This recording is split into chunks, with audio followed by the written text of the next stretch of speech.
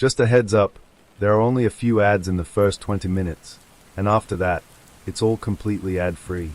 I hope you'll give this video a chance because I truly believe you won't find stories quite like these anywhere else. Slow down and get cozy. If this channel helps you rest, like and subscribe. Comment your location below. Story 1. The rain started at exactly 2:17 a.m. Not a gentle drizzle. Not the kind that taps softly against your window and lulls you to sleep. This was different. Heavy. Violent. Relentless. The kind of rain that made the streets of Briarwood feel abandoned, like the entire town had been washed clean of life. But someone was still out there, running, barefoot, bleeding. Her name was Lena Voss. At least, that's what they would later confirm. But on that night, to anyone who might have seen her through the sheets of rain, she was just a shadow, stumbling, gasping, slipping on the soaked asphalt as she tried desperately to stay on her feet. Her breath came in ragged bursts. Each inhale burned her lungs. Each exhale trembled with panic. She didn't look back, because she already knew. He was still behind her. The first emergency call came in at 2:19 a.m. A man named Gerald Pike, a truck driver passing through town, reported seeing a girl running like her life depended on it near Old Mill Road.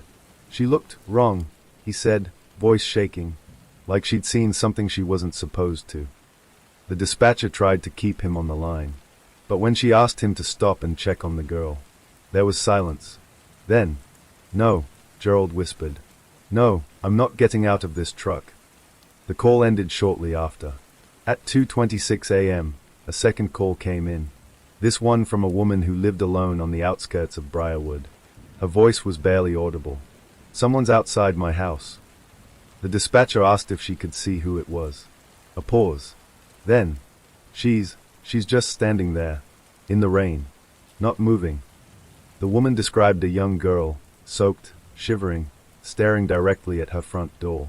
Not knocking, not calling for help, just waiting. Police arrived at 2:34 a.m. But by then, the girl was gone. They searched the property, the yard, the nearby woods. Nothing. No footprints, no blood, no signs anyone had been there at all. Except for one thing. The front door. It was slightly open. The homeowner, Margaret Ellis, insisted she had locked it. She was certain. "I always lock my door," she repeated over and over. Always. But the officers found no signs of forced entry. Which meant, either she had opened it herself, or someone else had. Inside the house, everything seemed normal at first glance. The living room was untouched. The kitchen spotless. No broken windows, no overturned furniture. But then they noticed something strange. The hallway light was on. Margaret claimed she hadn't turned it on. "I was in bed," she said. "I didn't even leave my room." The officers exchanged a look. Then one of them, Officer Daniel Reyes, slowly stepped down the hallway. Each footstep echoed. Soft, uneasy, like the house itself was holding its breath. At the end of the hallway was a single door. Slightly ajar. Margaret's bedroom. Reyes called back. "Did you go back into your room at any point?" "No," she said immediately. "I stayed in the kitchen after I called 911. Reyes pushed the door open. And froze. At first, he didn't understand what he was looking at. It didn't make sense. His brain tried to process it. Tried to rearrange the pieces into something logical. But there was nothing logical about it. Margaret Ellis was standing right behind him when he stepped into the room, and when she saw it, she screamed, because lying on her bed, soaked in rainwater, covered in mud and blood, was the girl, Lena Voss. Her eyes were wide open, staring at the ceiling, unblinking, unmoving, dead. But that wasn't the worst part, not even close. The worst part was the message carved into her arm.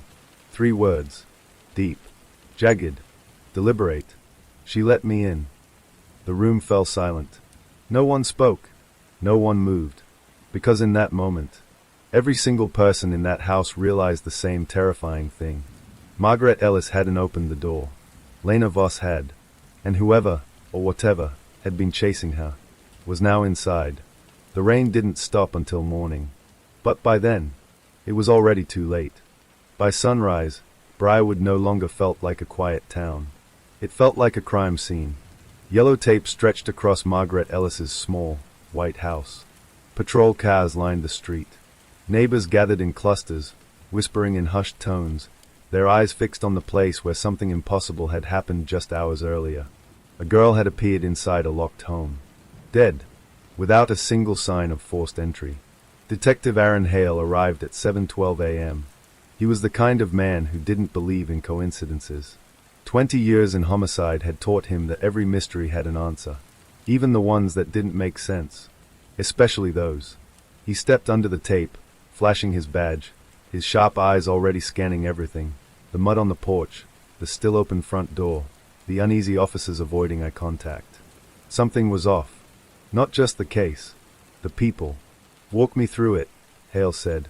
Officer Reyes stood nearby, pale, exhausted, still shaken from the night before. "You're not going to like it," he muttered. Hale gave a dry look. "I never do." Inside, the house felt colder than it should have. Not physically. Something else. Something wrong. Reyes explained everything. The calls, the girl outside, the missing footprints, the unlocked door, the hallway light. Hale listened without interrupting, his expression unreadable. But when they reached the bedroom, that's when things changed. The body was still there. Forensics hadn't moved her yet. Lena Voss lay exactly where they had found her. Soaked. Still. Eyes open. Hale stepped closer. Carefully. Methodically. But even he couldn't ignore it. There was something deeply unsettling about the scene. Not just the brutality. The precision. "No defensive wounds," Hale said quietly. Reyes nodded. "None. That means she didn't fight. Or couldn't." Hale crouched beside the bed, studying her arm. The message. "She let me in." The cuts were deep. Too clean to be random. Too controlled to be panic. "This wasn't done by her," Hale said. "Yeah," Reyes replied. "We figured that much." Hale stood, scanning the room. No broken glass. No signs of struggle. No forced entry. Nothing. Except, where are her shoes? Hale asked suddenly. Reyes blinked. "What?" "She was running barefoot, right?" "That's what the caller said." "Yeah. So where are they?" Silence.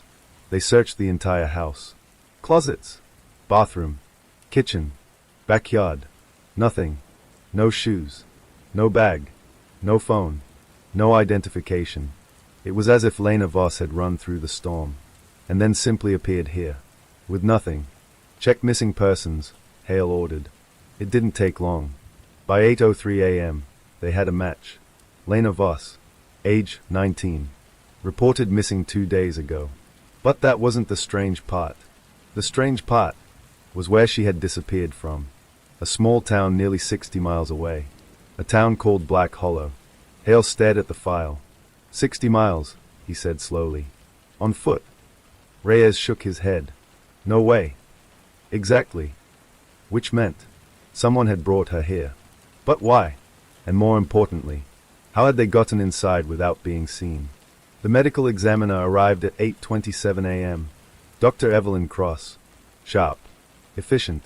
Unfazed by things that rattled most people. But even she hesitated when she saw the body. Just for a second.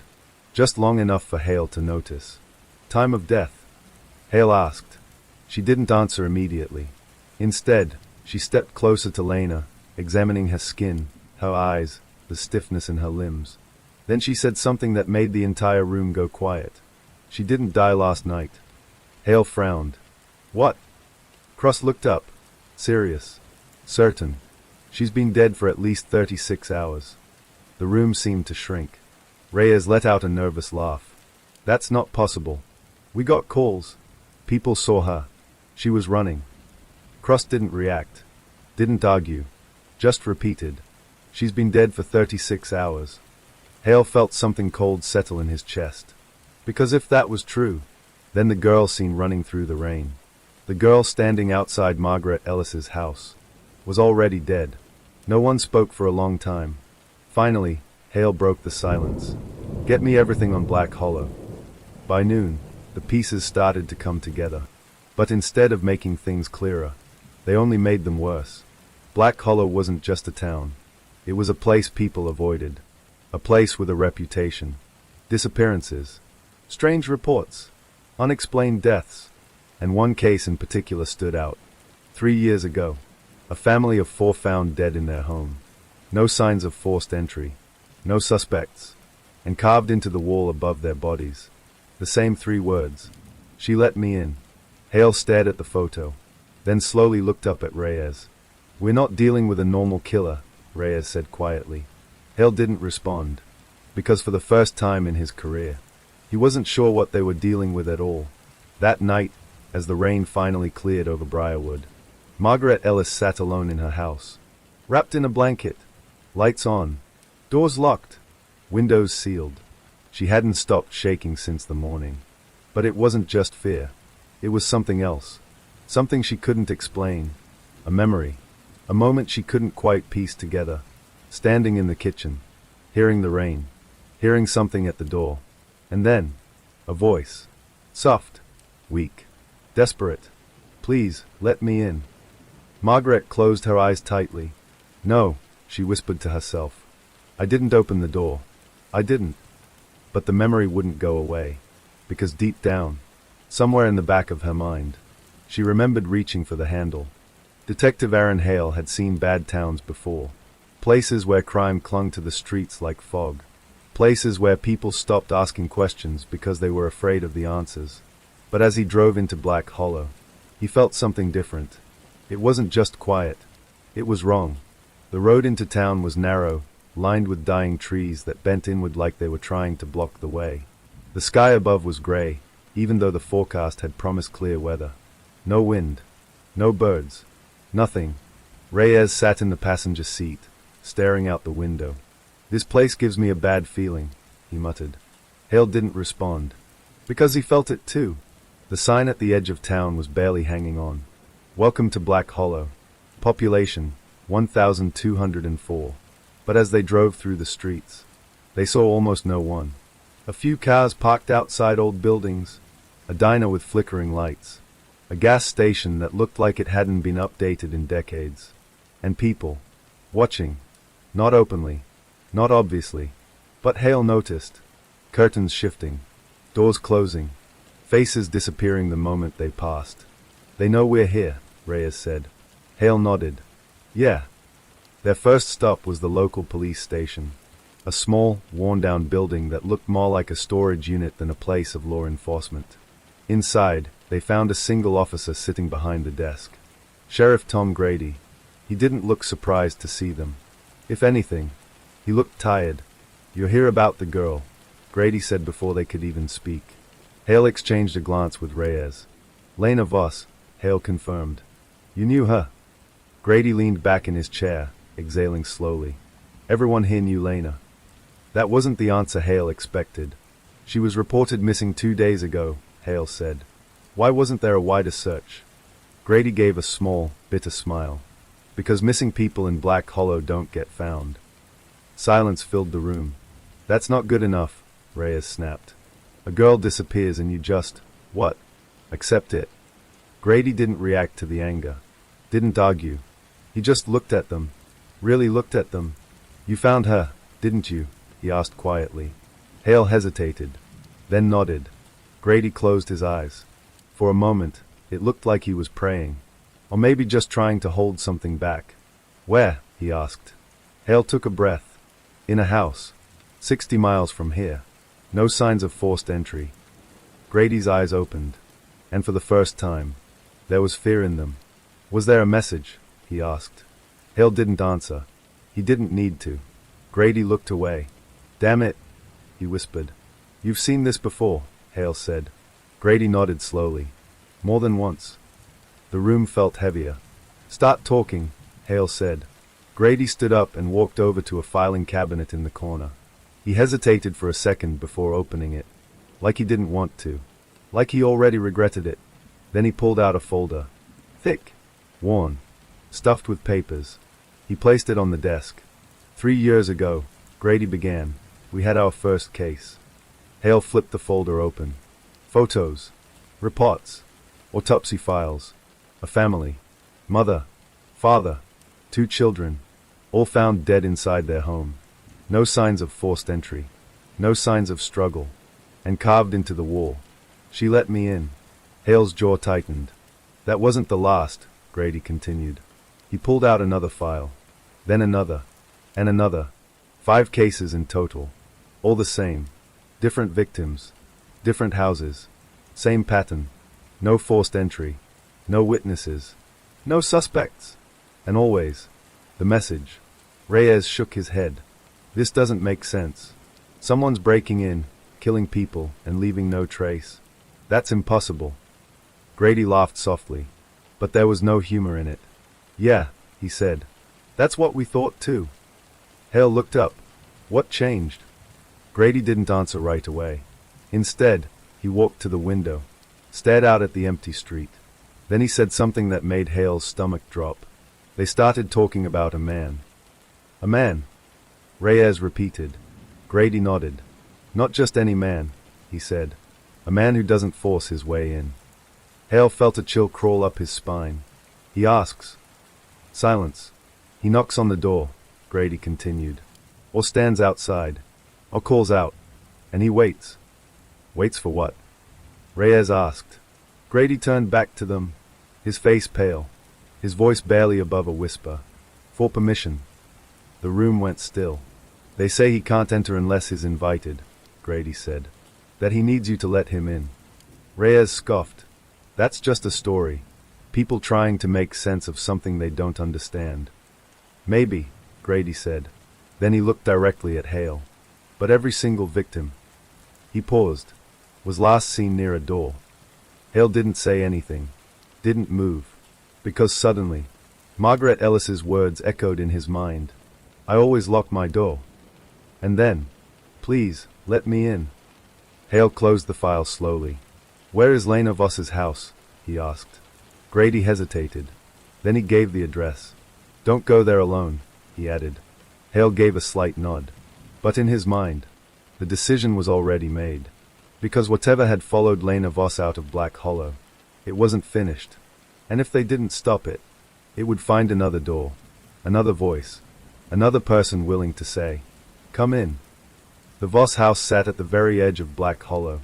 A narrow road led to it, cracked asphalt swallowed by weeds, trees pressing in so tightly it felt like the forest was trying to hide something. I'll protect it. Hale parked the car a few yards away. Stay sharp, he said.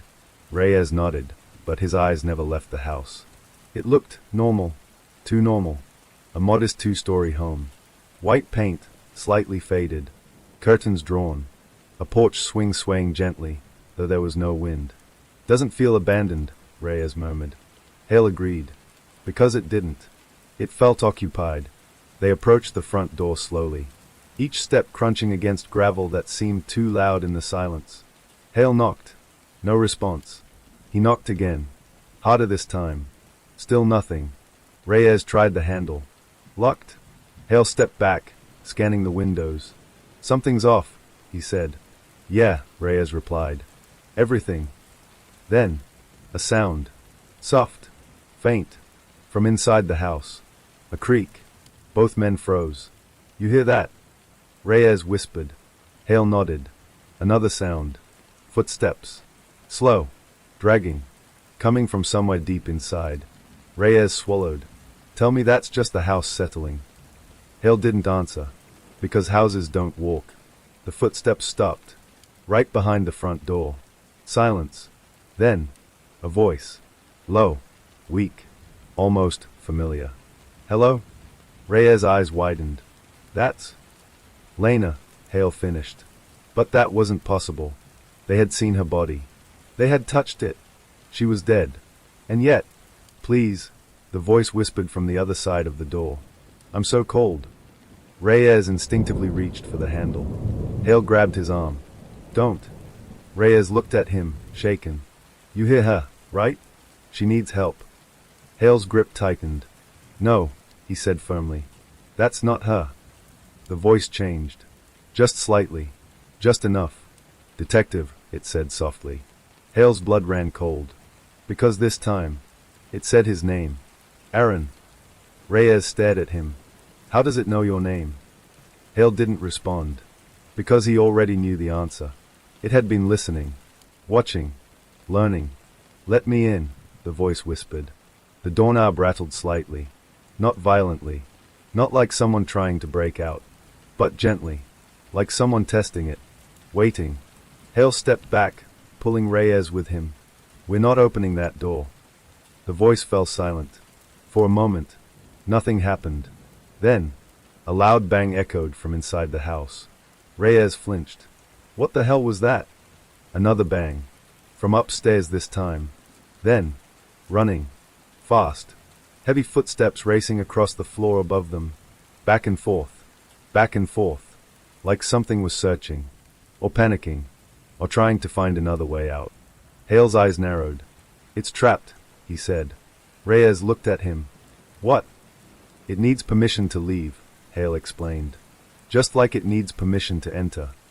The footsteps stopped. Then, silence. Again. Too quiet. Hale slowly reached into his pocket and pulled out his phone. "Call Grady," he said. "Tell him to get everyone out here." Reyes nodded, dialing quickly. But before he could speak, the front door clicked. Unlocked. Both men froze. They hadn't touched it. They hadn't moved. And yet, the door slowly creaked open. Just a few inches. Darkness spilled out from inside. Cold. Heavy. And from within, a voice. No longer weak. No longer desperate. But calm. Almost amused. "You don't have to knock," it said. Hale felt his heart slam against his chest. Because this time, it didn't sound like Lena. It didn't sound like anyone human. Reyes took a step back. "Close it," he whispered. "Close the door." But Hale didn't move. Because something inside him, something instinctual, was screaming the truth. If that door opened any wider, it wouldn't just come out. It would be invited. And then, there would be no stopping it. The door creaked another inch. Hale finally moved, slamming his hand against it, forcing it shut. The impact echoed through the house. And for a moment, everything stopped. No footsteps. No voice. No movement. Just silence. Then, a single, soft whisper, right on the other side of the door. So close. Hale stepped back slowly. "Burn it," he said. Reyes blinked. "What?" "This house," Hale repeated. "We burn it to the ground." Reyes hesitated, then nodded. Because deep down, he knew, whatever was inside that house, wasn't meant to be found.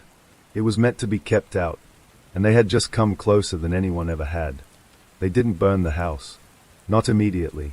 Protocol got in the way. Backup had to be called. Reports had to be filed. Authorization had to be granted. Sheriff Grady insisted on doing this the right way, even if his voice trembled when he said it. So instead, they waited. By late afternoon, 3 patrol units, 2 deputies, and a fire crew surrounded the Voss house.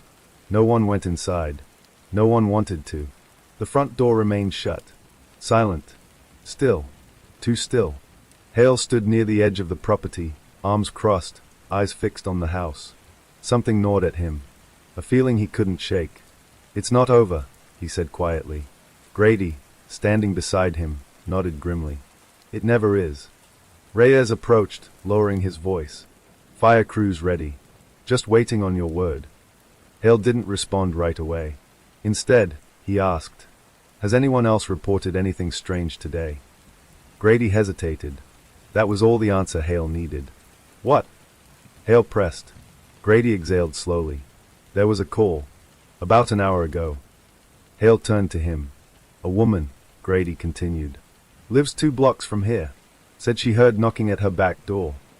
Reyes frowned. "So, that could be anything." Grady shook his head. "She said the voice sounded like her husband." Silence. Hale's stomach dropped. "Her husband's been dead for 6 years," Grady added. No one spoke. "Did she open the door?" Hale asked. Grady shook his head again. "No. She called us instead." Hale nodded slowly. "Good." But something about it didn't sit right. Because if that was happening, while the thing was supposedly still inside the Voss house, then there was only one explanation.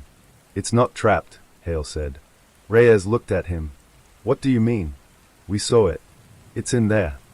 Hale shook his head. No, that's just where it was. The realization hit all of them at once. It didn't need to leave the house. It had already moved on. Burn it, Hale said sharply. Now. The fire crew didn't hesitate. Within minutes, flames began to crawl up the sides of the Voss house. Slow at first, then hungry. Dry wood cracked. Windows shattered. Smoke poured into the sky. Everyone stepped back as the fire grew stronger. Hotter, louder, and for a moment, it felt like they were winning. Like whatever had been inside that house was finally being destroyed. Then, a scream. Not from outside. From inside the house. High-pitched. Inhuman. Reyes staggered back. You hear that? Hale didn't answer. Because the scream wasn't just loud. It was wrong. Like multiple voices layered on top of each other. Crying. Laughing. Begging. All at once. The flames surged higher. And then, they died. Just like that. Gone. As if someone had flipped a switch. The fire crew stared in disbelief. No, that's not possible, one of them muttered. Fires don't just. A sudden gust of wind cut him off. Cold. Sharp. And then, knocking. Everyone froze. Because it wasn't coming from the house anymore.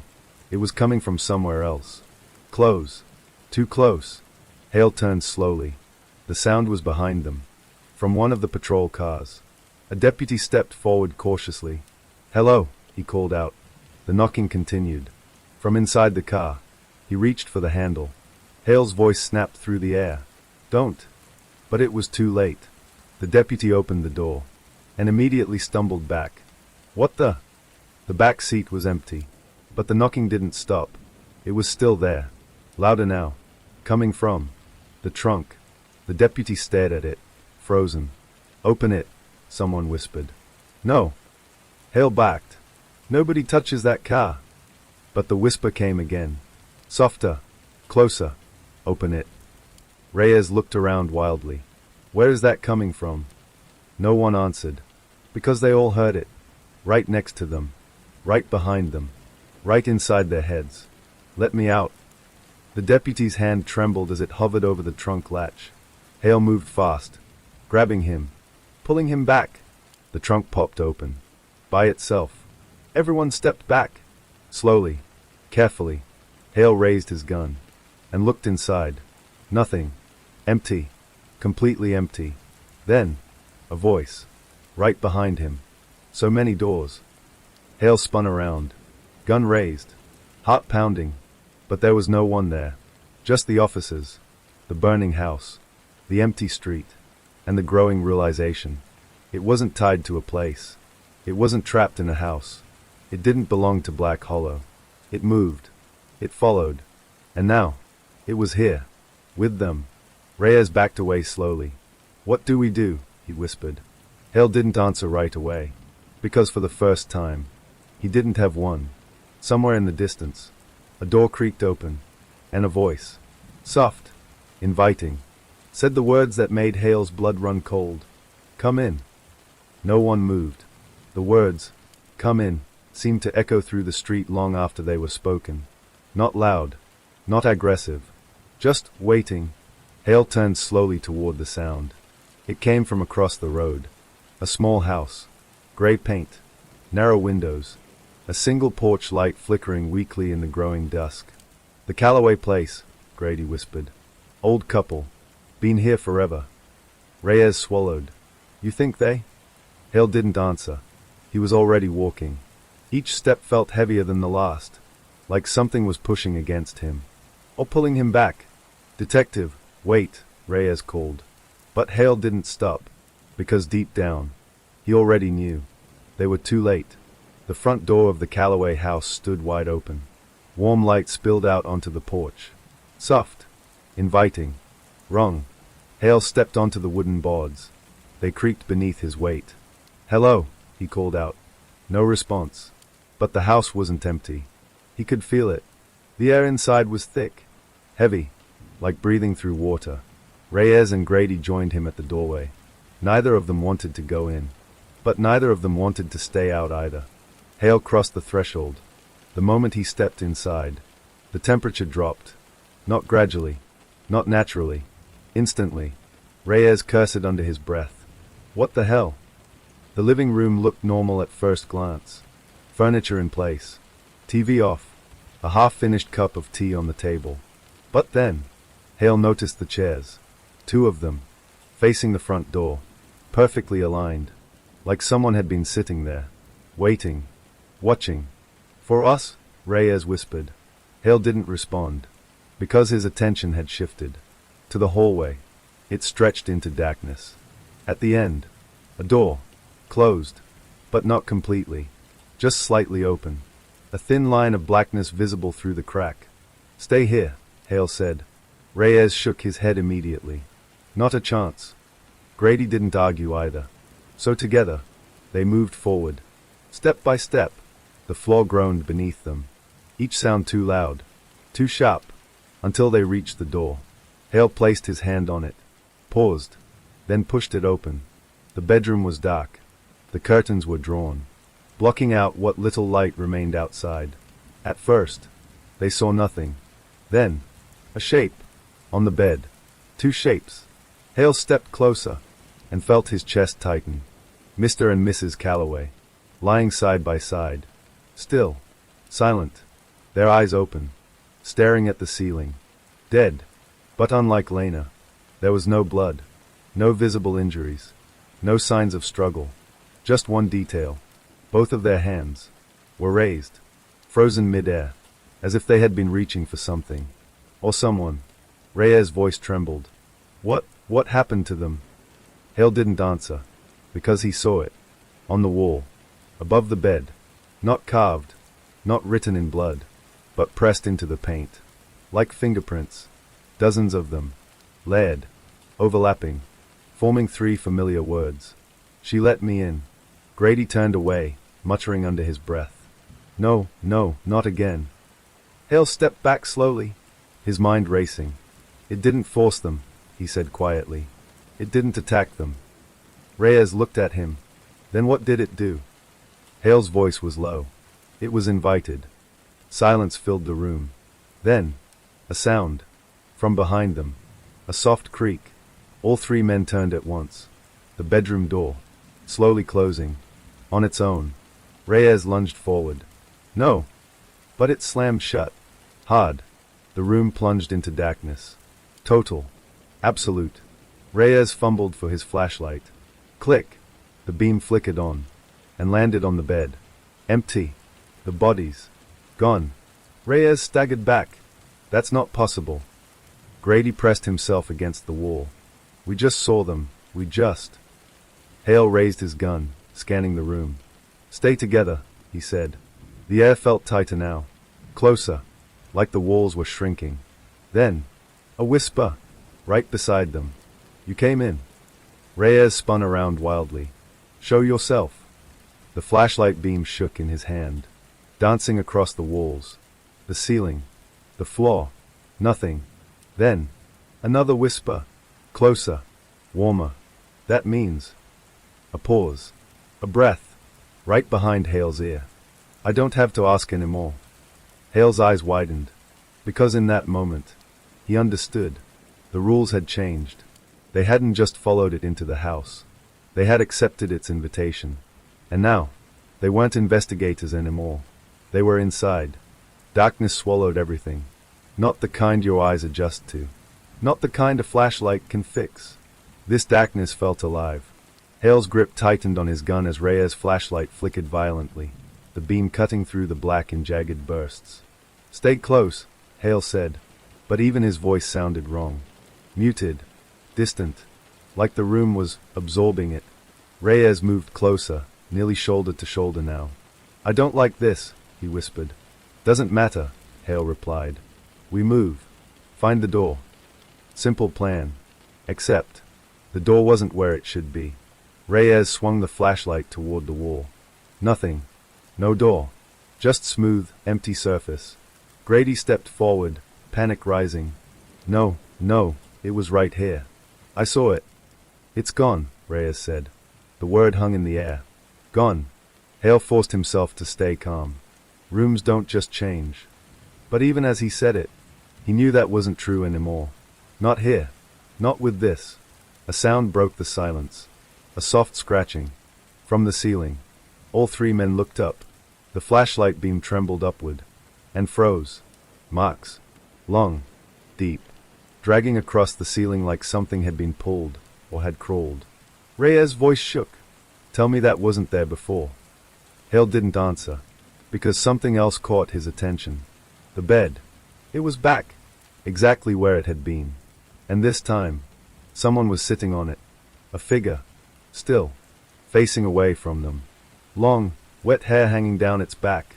Reyes took a step back. No, that's not. Lena, Grady whispered. The figure didn't move. Didn't breathe. Didn't react. Hale stepped forward cautiously. Lena, he called. Nothing. Another step. Closer now. The smell hit him first. Rut. Wet. Old. Not fresh death. Something far worse. Something that had been dead. For a long time. Don't go closer, Reyes warned. But Hale kept moving. Because he needed to see. Needed to know.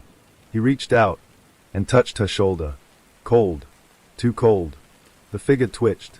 Just slightly. Hale froze. Then, slowly, it turned its head. Not naturally. Not like a person. But too far. Too fast. Until he saw her face. Or what was left of it. Eyes sunken. Skin pale and stretched. Lips cracked into something that almost resembled a smile. But didn't reach her eyes. Because her eyes weren't looking at him. They were looking past him. At something behind him. Hale's breath caught. He didn't turn. Didn't want to. But then, a voice. Right behind him. You shouldn't have come in. Hale spun around. And his heart nearly stopped. Because standing there was himself. Same face. Same clothes. Same gun. Staring right back at him. Smiling. Reyes shouted, stumbling backward. What the hell is that? Grady collapsed against the wall, shaking. No. The thing wearing Hale's face tilted its head slightly, studying him, learning him. Then, it spoke. Perfectly. I asked nicely, it said. But you didn't listen. Hale raised his gun. Stay back. The thing smiled wider. You don't understand the rules, it continued. You think this is about doors. A step forward. But it's not. Another step. It's about permission. Hale's finger tightened on the trigger. What are you? He demanded. The thing stopped. Its smile slowly faded. And for the first time, its voice changed. Deeper. Older. Something ancient behind it. I'm what waits. A pause. When you invite the wrong thing inside. The room seemed to pulse. Shift. The walls bending slightly. Like they were breathing.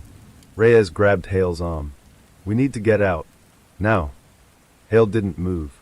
Because the thing, still wearing his face, raised its hand and pointed at him. No, it said softly. You stay. The lights flickered. The darkness deepened. And somewhere, a door opened. But not for them. The air shifted. Not just around them. Inside them. Hale felt it first. A pressure behind his eyes. A slow, crawling weight in his chest. Like something unseen had wrapped itself around his thoughts, squeezing tighter with every passing second. Reyes dropped to one knee. What's happening? He gasped. Grady didn't answer. He was staring at the thing wearing Hale's face. Frozen. Like he already knew. You're learning, the thing said calmly. Its voice echoed in layers now. Not just one voice. Many. You came into the house, it continued. That was your first mistake. Hale forced himself to focus. Then why aren't we dead? He demanded. The thing smiled again. Slow.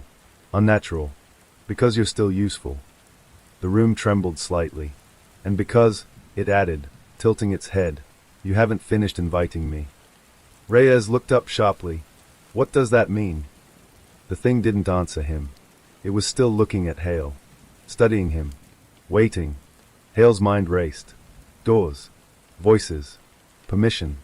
It didn't break in. It never forced its way. It asked. And someone, somewhere, always answered. You said it's not about doors, Hale said slowly. The thing nodded. Then what is it about? A pause. The smile widened. Belief. Silence. You don't need to open a door, it continued. You just need to accept me. Reyes shook his head. No, that's not how this works. The thing's gaze shifted to him. Isn't it? It asked softly. Reyes froze. Because suddenly, the room changed. The walls faded. The darkness pulled back, and Reyes wasn't in the bedroom anymore. He was somewhere else, standing in his own apartment. His breath caught. What? Everything was exactly the same. The couch, the TV, the photos on the wall. And there, standing in the doorway, was his mother, alive, smiling. Reyes, she said softly. His voice broke. Mom. She stepped closer. I've been waiting for you, she said. Tears filled his eyes, because his mother had been dead for 10 years. I miss you, she whispered. Reyes took a step forward. Hale's voice cut through the illusion. Distant, distorted. Reyes, don't. But it was too late. Reyes reached out. His fingers brushed hers. And she smiled. Let me in, she said gently. Reyes hesitated. Just for a second. Then, he nodded. The illusion shattered. The bedroom snapped back into place. Reyes stood in the center of the room. Perfectly still. Eyes empty. Reyes. Hale said. No response. Reyes. Slowly, Reyes turned his head. But something was wrong. His expression. Gone. Replaced with something hollow. And then, he smiled. The same way the thing did. Hale stepped back. No. The thing wearing Hale's face spoke again. Now you understand. Hale's heart pounded. You don't just let me into your home. A pause. You let me into you. Grady broke. No, he shouted, backing toward the wall. This isn't real. This isn't happening. The thing didn't even look at him. Because it didn't need to. Grady's breath hitched. Because suddenly, he heard it. A voice. Soft. From behind him. Tom. Grady froze. Slowly turned. And saw. His daughter. Standing in the corner. Just as she had looked the day she died. Young. Broken. Daddy, she whispered. Grady collapsed to his knees. Hale shouted. Grady, don't listen. But Grady was already crying. I'm sorry, he sobbed. I'm so sorry I couldn't save you. She stepped closer. You can now, she said. Grady looked up, hope flickering in his eyes. How? She smiled. Just let me in. Hale moved fast, grabbing Grady, pulling him back. No. Hale shouted. It's not her. Grady struggled. But then, he stopped. His face went still. His body relaxed. And slowly, he whispered, Okay. Hale let go, because he already knew. Grady looked up, and smiled. Not like himself. Like it. Now there were 3 of them. Reyes, Grady, and the thing wearing Hale's face. All watching him. All smiling. All waiting. Hale stood alone. His mind racing. His heart pounding. Because now, he understood the final rule. It didn't need everyone. It only needed one. One person to believe. One person to accept. One person to say, yes. The room grew darker. The 3 figures stepped closer. In perfect sync. Hale's back hit the wall. Nowhere left to go. The thing, his reflection, stopped just inches away. And whispered, You're the last door. Hale's back pressed against the wall. His gun shook in his hand. Every instinct screamed at him to run. But there was nowhere to go. The 3 figures stepped closer. Reyes, Grady, Hale's own face. All moving in perfect silence. All watching. All waiting. You're the last door, the thing said again. Hale's mind raced. The house. The voices. The girls. The victims. All those who had whispered, Let me in. All of them had made a choice. And now, it was his turn. The thing tilted its head. Do you understand? It asked. Yes, Hale whispered. I do. A laugh echoed from somewhere deep in the darkness. Soft. Cold. Hungry. It's not about understanding, it said. It's about permission. Hale's finger tightened on the trigger. Then I don't give it, he said. The figures froze. For a moment, everything stopped. Then the room shifted. The walls bent inward. The ceiling dropped lower. The floor creaked and groaned as if the house itself were alive. Hale stumbled backward. The thing with his face stepped forward. Closer, closer, until it was right in front of him. Its eyes, his eyes, stared into his soul. You already have, it whispered. Hale's stomach turned. He realized the truth. Every time he had hesitated, every time he had doubted, every instinct he had ignored, he had invited it. The room exploded in darkness. Screaming, whispers, footsteps, doors slamming. Hale dropped to his knees. Grady and Reyes, his colleagues, his friends, were gone. Their voices swallowed by the dark. A faint light flickered in the corner of the room. Hale turned his head and froze. Lena Voss, standing there, alive, soaked, pale, silent, her eyes wide and empty. Detective, she said. No. Hale shouted. You're dead. You're. Her mouth twisted. She stepped closer, slowly. And yet, she said, you let me in. Hale shook his head. He tried to back away, but the darkness pressed in. The walls closed in. The air thickened. You always let them in, Lena whispered, her voice layered with hundreds of others. Because you want to. Hale's gun fired. The sound cracked through the air, but it did nothing. The bullet passed through her as if she were made of smoke. She smiled. You see, you can't stop it. Then, the walls disappeared. The ceiling vanished. The floor dropped away. Hale was falling. Through nothing. Through silence. Through shadows and voices. And he understood. It wasn't a place. It wasn't a thing. It was hunger. It was waiting. It was all of the doors we leave open in our minds. And he had left too many open. Hale screamed. The darkness swallowed him completely. The last sound anyone would ever hear in that house. A soft whisper. Thank you for letting me in. The sun rose over Briarwood the next morning. But it did not touch the Voss house. Because it no longer existed. Not physically. Not in the way anyone could point to and say, there it is. The street was empty. The neighbors whispered rumors. They spoke of screams in the night, of shadows that moved without form, of doors that opened by themselves. But no one dared investigate. No one dared knock. No one dared let it in. Detective Aaron Hale never came home. Not that anyone knew. His car was found at the edge of Black Hollow, abandoned. His badge still on the seat. His gun on the floor. Sheriff Tom Grady and Officer Reyes vanished as well. No trace. Except for one detail. The faintest scratches on every door of the Voss house's neighbors. Small, deliberate. Carved deep into the wood. She let me in. It wasn't the end. It never is. Because some doors are never meant to be closed. Some doors exist not in wood, nor in walls, nor in locks. They exist in the mind. And once you invite it, it follows. Always. Years later, people still speak of Black Hollow in hushed tones. A place where people disappear. Where homes are left empty, windows open, doors unlocked. Where a simple knock at night might be your last choice. Some say it's a man. Others, a shadow. Some claim to hear whispers echoing through the streets. A soft, pleading voice. Please, let me in. No one knows who first said yes. Or which door will open next. And maybe, that's the point. Because some doors never stay closed. It was the kind of town you passed without noticing. Hollow Creek. Nestled between thick woods and a slow, winding river, it looked peaceful. Idyllic even. But by the time the sun set that Thursday evening, the town would never feel the same.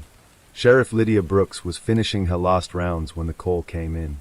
A camper had reported a missing hiker, Jacob Turner, 24, from a neighboring city. Jacob was supposed to meet friends at the Hollow Creek trailhead hours earlier. No one had seen him. Brooks grabbed her coat, keys in hand, and drove toward the trailhead. The woods were quiet, unnaturally so. Even the river, usually lively with the sound of rushing water, seemed muted, almost holding its breath. At the trailhead, she found the camper, pale and trembling. I was following him, he stammered. We were hiking, and then, He just disappeared. I turned around, and he wasn't there. Not even a trace. Sheriff Brooks frowned. No footprints. The camper shook his head violently. Nothing. It's like he evaporated. Brooks didn't respond immediately, because she knew better than to dismiss it. Hollow Creek had a reputation. Stories whispered over campfires, dismissed by outsiders as nonsense. Stories of hikers who wandered too far and were never seen again. Stories of shadows moving in the woods at night. She checked her watch. 6:17 p.m. The sun would be gone in less than an hour. Night fell fast in the woods. Brooks gathered a search team. Torches lit, radios crackling, and then they entered the forest. Jacob Turner had vanished, and no one knew why. The first clue came when they reached the river. A single shoe. Mud-caked, torn, and lying just at the edge of the water. Brooks knelt, studying it. Not far from the trail, she murmured. The others scanned the area, and that's when they saw it. A trail of footprints, but the footprints weren't normal. They led straight into the river, and then stopped. Sheriff Brooks' heart skipped, because anyone who steps into a river doesn't just disappear. Yet Jacob Turner had. A cold wind blew, carrying whispers that seemed to come from nowhere and everywhere at once. Follow me. Brooks didn't move. She didn't need to, because deep down, she already knew this was the beginning. The Hollow Creek woods were awake, and it had chosen its first victim. The forest of Hollow Creek was alive in a way that unsettled even the most seasoned law enforcement officers. Sheriff Lydia Brooks stepped cautiously along the muddy trail, her flashlight slicing through the dense twilight. The air was thick with the smell of wet leaves and rotting wood, and the sound of the river running just beyond the trees echoed like a distant warning. Behind her, Deputy Marcus Hale followed, gripping his flashlight tightly. He wasn't afraid of the Dak, or so he claimed, but there was something in the woods tonight that made the hairs on the back of his neck stand straight. Something unnatural. Sheriff, Hale said quietly, look at this. He pointed toward the mud near the riverbank. There, barely visible in the failing light, were footprints. Small, but unmistakably human. They led away from the trail, heading straight into the thick forest. Brooks knelt, inspecting them. They weren't large enough for Jacob Turner, at least not entirely. But that wasn't the unsettling part. The footprints ended abruptly, as though Jacob had simply vanished. Here, Hale said, crouching beside her. See, right here. The prints just stop. Brooks frowned. Her gloved hand hovered above the earth. She had dealt with missing persons before, sometimes tragic, sometimes violent. But she had never seen anything like this. Impossible, she muttered. No one just disappears into thin air. Hale didn't respond. He didn't have an answer, and neither did she.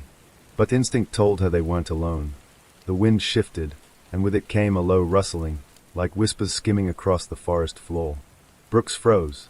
Did you hear that? She asked. Hale nodded, eyes scanning the dark undergrowth.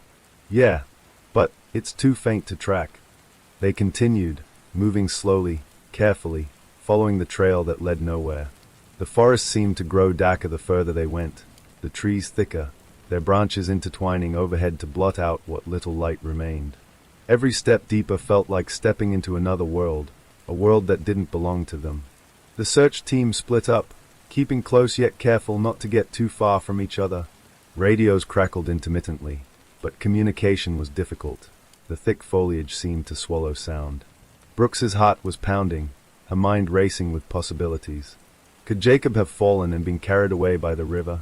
But the footprints, they suggested he had walked on land, intentionally, at least until they vanished. The deeper they ventured, the more the forest changed. Paths that had once been clear twisted and turned unpredictably. Familiar landmarks, gnarled oaks, moss-covered rocks, appeared in odd arrangements, as if the forest had shifted overnight. Brooks glanced over her shoulder. Nothing seemed out of place, and yet, something was wrong. A sudden cry pierced the air, a scream, distant yet urgent. Jacob! Brooks shouted, breaking into a run. The rest of the team followed, but the further they ran, the less coherent the woods became. Trails doubled back on themselves. Trees appeared where there had been clear paths moments before.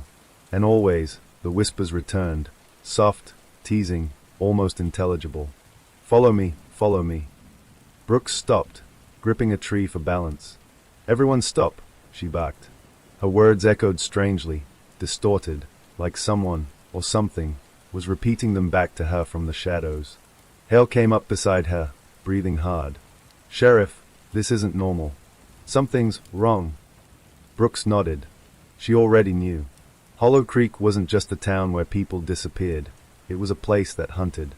And Jacob had wandered straight into its teeth. They pressed on, determined to find him. Hours passed, or what felt like hours. Darkness had settled fully now, the moon obscured by thick clouds. Flashlights cut weak, trembling beams through the blackness. The forest seemed to stretch endlessly in all directions, and with every step, the whispers grew louder. They were subtle at first, almost playful, like the rustling of leaves. But then, fragments of words became clear. "Don't follow, come closer, you'll see." Brooks swallowed, forcing herself to ignore the creeping dread. "Stay focused. We're looking for a person, not ghosts." Hale didn't respond. He could feel it too. The forest itself was watching, shifting, alive in ways he couldn't explain. Then came the first clue. A jacket, half buried under a pile of leaves, soaked through with rain. Brooks knelt and pulled it free. The name tag read, Jacob Turner. Hale's hand went to his mouth. His here, but where? The jacket was torn, but there were no other signs of struggle. No blood, no footprints leading away from it. Brooks held it up, her eyes scanning the surrounding darkness. "This isn't normal," she said softly. "Something is keeping him here." A rustle to their left drew their attention. Brooks raised her flashlight, the beam cutting through the thick fog that had begun to settle. Movement. Slow. Deliberate. A figure. Just beyond the light. "Jacob!" Brooks called. The figure didn't respond. Hale stepped forward. "Sheriff, wait." But Brooks was already moving. As she approached, the figure became clearer. It wasn't Jacob. Not exactly. It was distorted. Human in shape, but wrong. Limbs too long, fingers bent at unnatural angles. Eyes reflective in the flashlight's beam. And when it moved, it didn't walk. It glided across the forest floor, silent. Brooks froze, heart hammering. The creature tilted its head, studying them, then vanished in an instant, like a shadow swallowed by the trees. "Did you see that?" Hale whispered. Brooks nodded. "We're not dealing with a normal missing person case." The team regrouped, tension running high. Radios crackled. Some deputies reported similar sightings, figures moving in the periphery of their lights, shadows that didn't belong, whispers that mimicked voices from their pasts. Brooks clenched her jaw. "Listen," she said. "We stick together. We find Jacob. We bring him out alive. Nothing else matters." They continued deeper into the forest. The trees grew denser, the undergrowth nearly impassable. Every now and then, the river appeared, flowing silently, almost unnaturally smooth. Occasionally, they found remnants of past hikers, empty water bottles, torn tents, but no bodies. Hours blurred together. Hunger gnawed at them, exhaustion set in. And yet, Jacob's presence felt close, almost tangible. It was as though the forest itself was guiding them, teasing them, dangling hope just out of reach. Then, finally, they found it. A clearing. The moon broke through the clouds, casting silver light over a small patch of disturbed earth. There, in the center, lay a circle of stones. And at the center of that circle, Jacob Turner. He was on his knees, his head bowed. His jacket and backpack lay discarded. His body looked wrong. Too still, too perfect, like a doll. Brooks ran toward him. "Jacob, are you okay?" No response. Hale grabbed her arm. "Sheriff, wait." The forest shifted again. The shadows lengthened unnaturally, stretching toward them. Trees creaked as though whispering secrets. The air grew colder, heavier. Then Jacob looked up, and his eyes were no longer Jacob's. They were black, empty, endless. A voice echoed, not from Jacob, but through him. "You shouldn't have come." Brooks staggered back. What is happening?" Hale grabbed her, pulling her behind him. "We need to retreat. Now."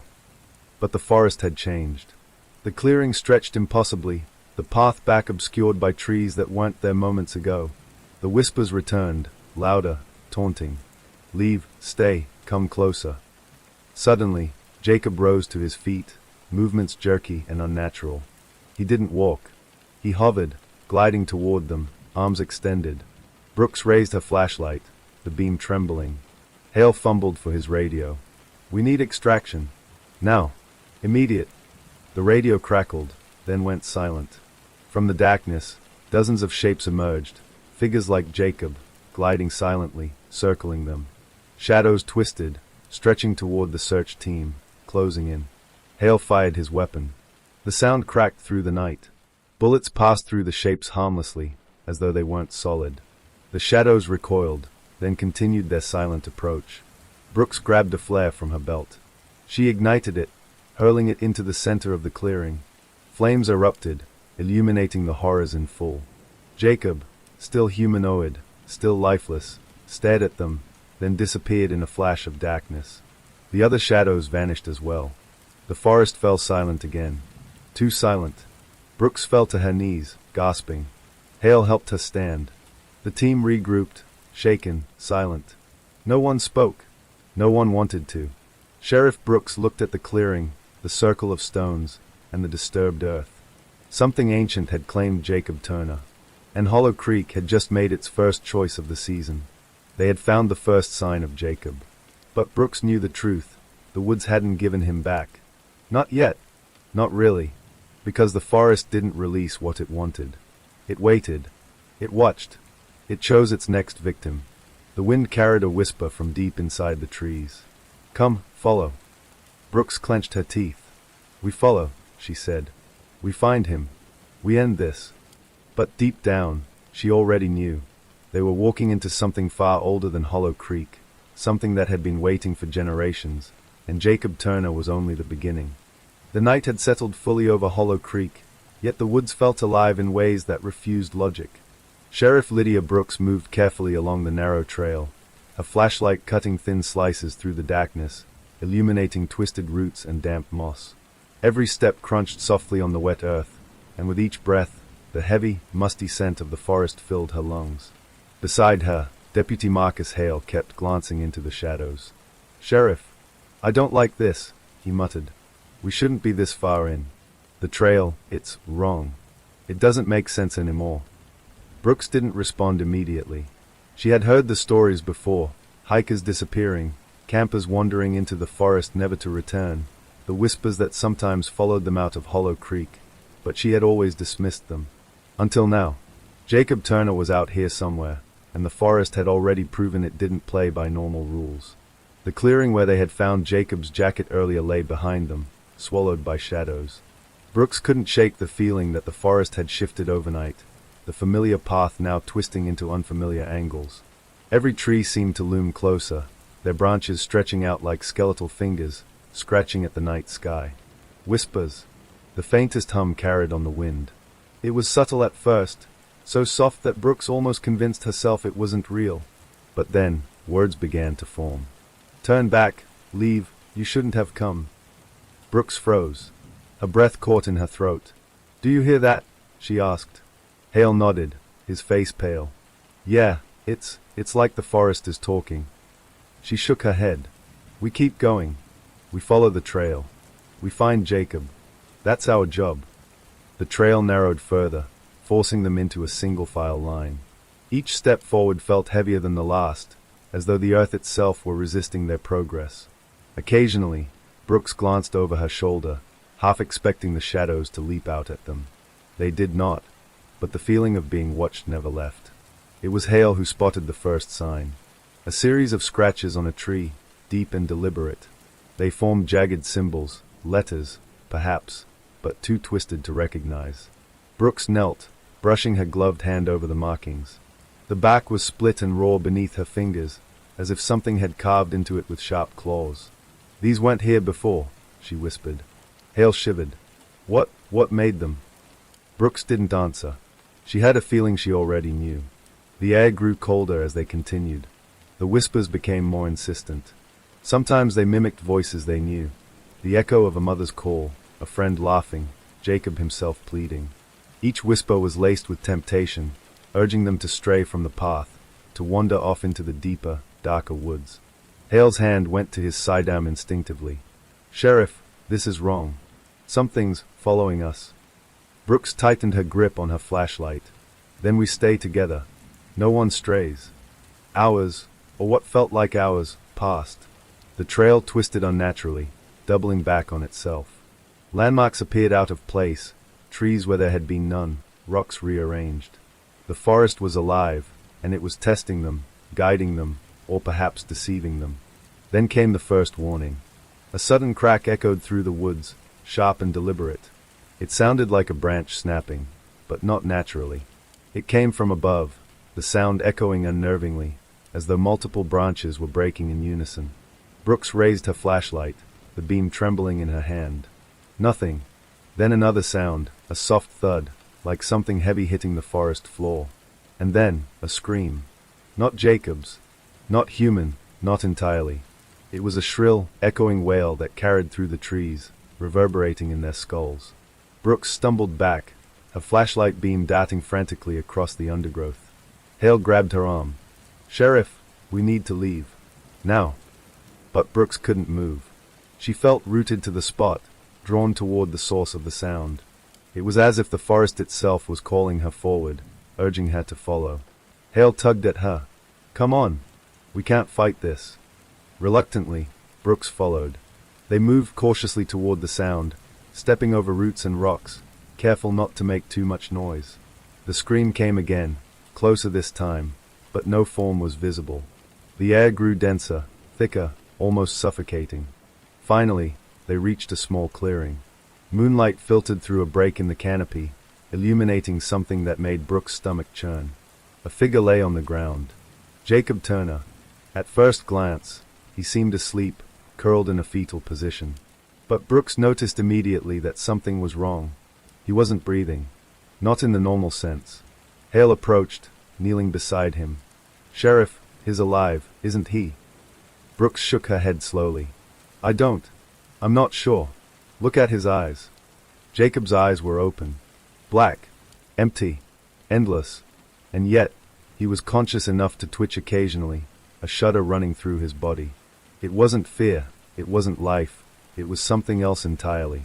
Suddenly, the ground beneath them shifted. Roots twisted and creaked, moving like snakes.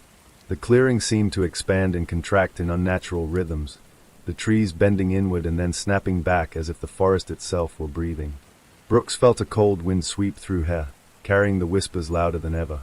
You shouldn't be here, you'll become one of us. Hale stumbled backward. We need to move him. Now. Brooks nodded, grabbing Jacob under the arms. But the moment she touched him, she felt a pull, a force tugging at her mind, pulling her into the shadows. Images flashed across her vision, glimpses of previous victims, campers who had disappeared, hikers twisted into unnatural shapes, all whispering the same words. Let me in, let me in. She shook her head violently. No, we don't let it in. Hale helped lift Jacob, but as they carried him toward the trail, the forest shifted again. Paths they thought they knew disappeared. Trees appeared where there had been open space. The trail twisted in impossible directions, leading them deeper, not out. Brooks realized with horror that the forest wasn't just a setting, it was alive. It was hunting them, testing them, choosing who would leave and who would remain. A scream echoed again, closer this time. Not Jacob's, not theirs, but something else, something intelligent. The shadows seemed to dance, stretching and coiling around them. Hale stumbled, dropping his flashlight. The beam rolled across the ground and caught a glimpse of something horrifying. A figure, human in shape but twisted, elongated, moving in jerky, unnatural motions. Its eyes reflected the moonlight, black and infinite. It hovered just at the edge of the light, watching them, waiting. Brooks froze. Stay together. Don't let it get inside your head. Hale nodded, trying to steady his breathing. How do we fight it? Brooks didn't answer. There was no fight against this, only survival and hope. The clearing suddenly erupted in whispers, layered and overlapping, voices from the dead and living all at once. You shouldn't be here. Leave. Follow. Become. The words wrapped around Brooks' mind, forcing her to stumble. Images of previous victims flashed in her vision. Campers, hikers, locals, twisted and hollow-eyed, their mouths open in silent screams. Hale grabbed her shoulder. "Sheriff! Snap out of it!" Brooks shook her head, breaking free from the visions. She focused on Jacob, whose body felt heavier now, almost resisting their movement. The blackness in his eyes seemed to reach for them, tugging at their minds, whispering, "Let me in, let me in." Suddenly, the forest went silent. Too silent. The wind stopped. The whispers ceased. The shadows held perfectly still. Brooks and Hale froze, every muscle tense. Then, from the edge of the clearing, a single figure emerged. Tall, cloaked in darkness, its face obscured. Its presence was commanding, terrifying, and utterly unnatural. "You shouldn't have come here," it said, its voice low and hollow, carrying in their minds more than through the air. Brooks stepped forward. "Who are you? What do you want with him?" The figure tilted its head. "I am the forest. I am Hollow Creek, and he belongs to me." Hale shivered. "Belongs? What do you mean?" The figure's shadow stretched, extending tendrils toward Jacob, who began to convulse violently, letting out a sound that was both human and not human. "You cannot save him," the figure said. "Not unless you obey the rules. Not unless you heed the warning." Brooks gritted her teeth. "What warning?" The figure raised one long, thin finger. The moonlight caught it for a second.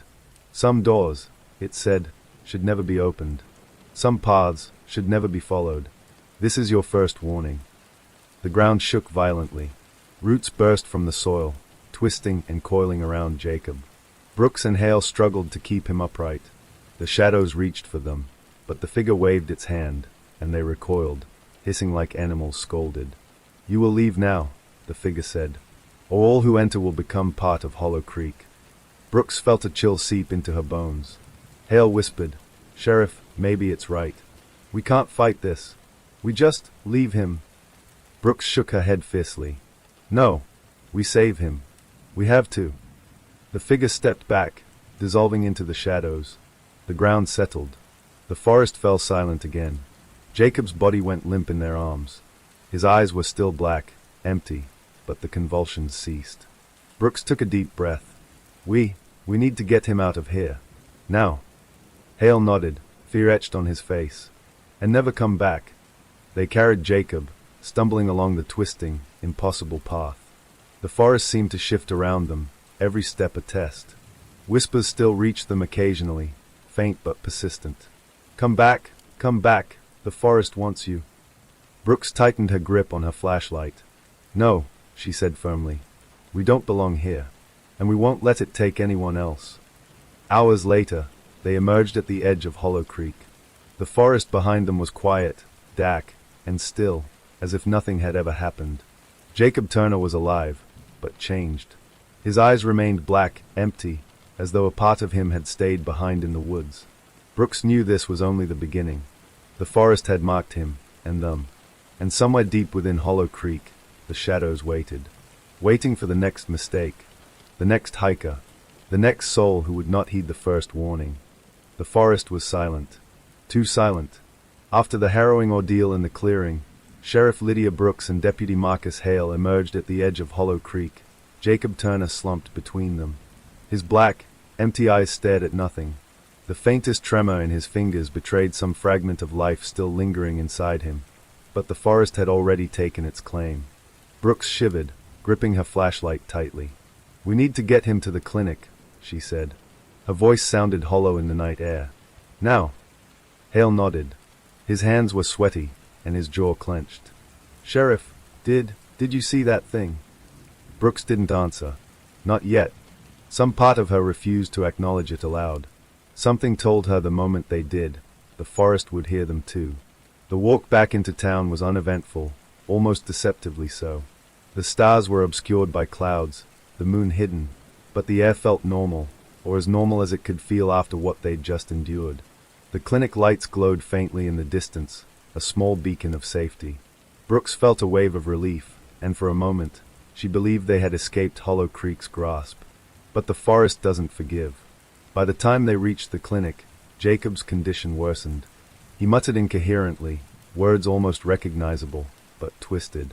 "Don't follow shadows, let in." Brooks knelt beside him, pressing a hand to his arm. Jacob, listen to me. You're safe now. You're out of the woods. He shook his head violently, eyes rolling back. No, no, they are here. Hale frowned. Who's here? Jacob, you need to calm down. Focus. But Jacob only screamed. The sound cut through the empty clinic hall like a knife, echoing off the walls. Papers rattled on a nearby counter. The overhead lights flickered. Brooks stepped back. Her pulse raced. It's not over, she whispered. Not for him, not for us. Hale placed a hand on her shoulder. Then what do we do? Brooks looked around the empty clinic. Her mind raced through every protocol, every scenario. But nothing in law enforcement training prepared anyone for something like this. She didn't answer immediately. She didn't need to.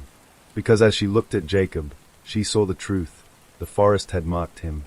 And once marked, Hollow Creek's influence could reach far beyond its borders. The next morning, the town was buzzing with gossip. Jacob Turner had been found alive. Exhausted, dehydrated, incoherent, but alive. The news spread quickly. Locals whispered about the disappearance, some skeptical, others terrified. Few dared to go near the woods after dark. Brooks stayed behind at the clinic, monitoring Jacob, trying to piece together what had happened. The medical staff were perplexed.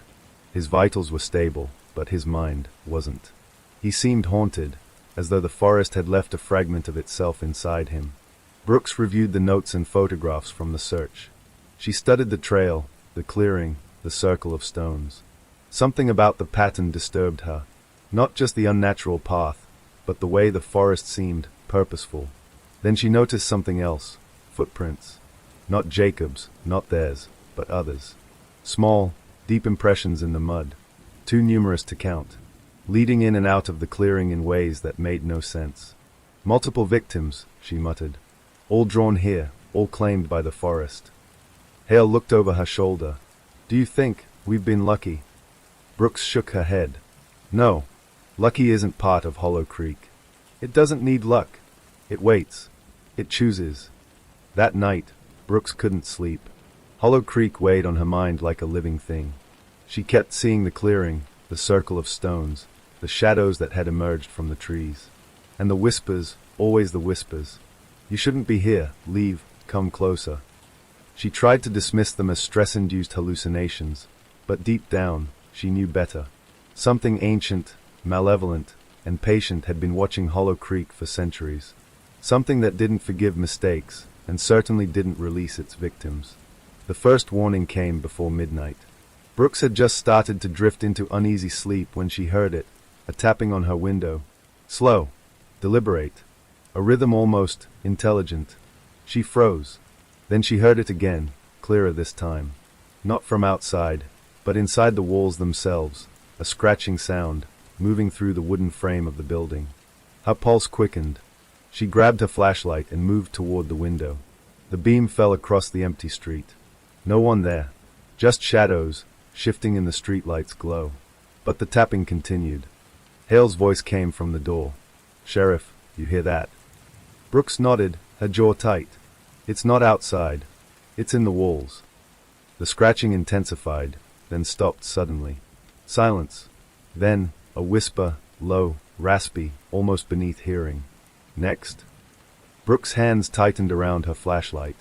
She felt the familiar chill of fear, the kind that comes not from danger you can see, but from danger that watches and waits. The next morning, Brooks convened a town meeting.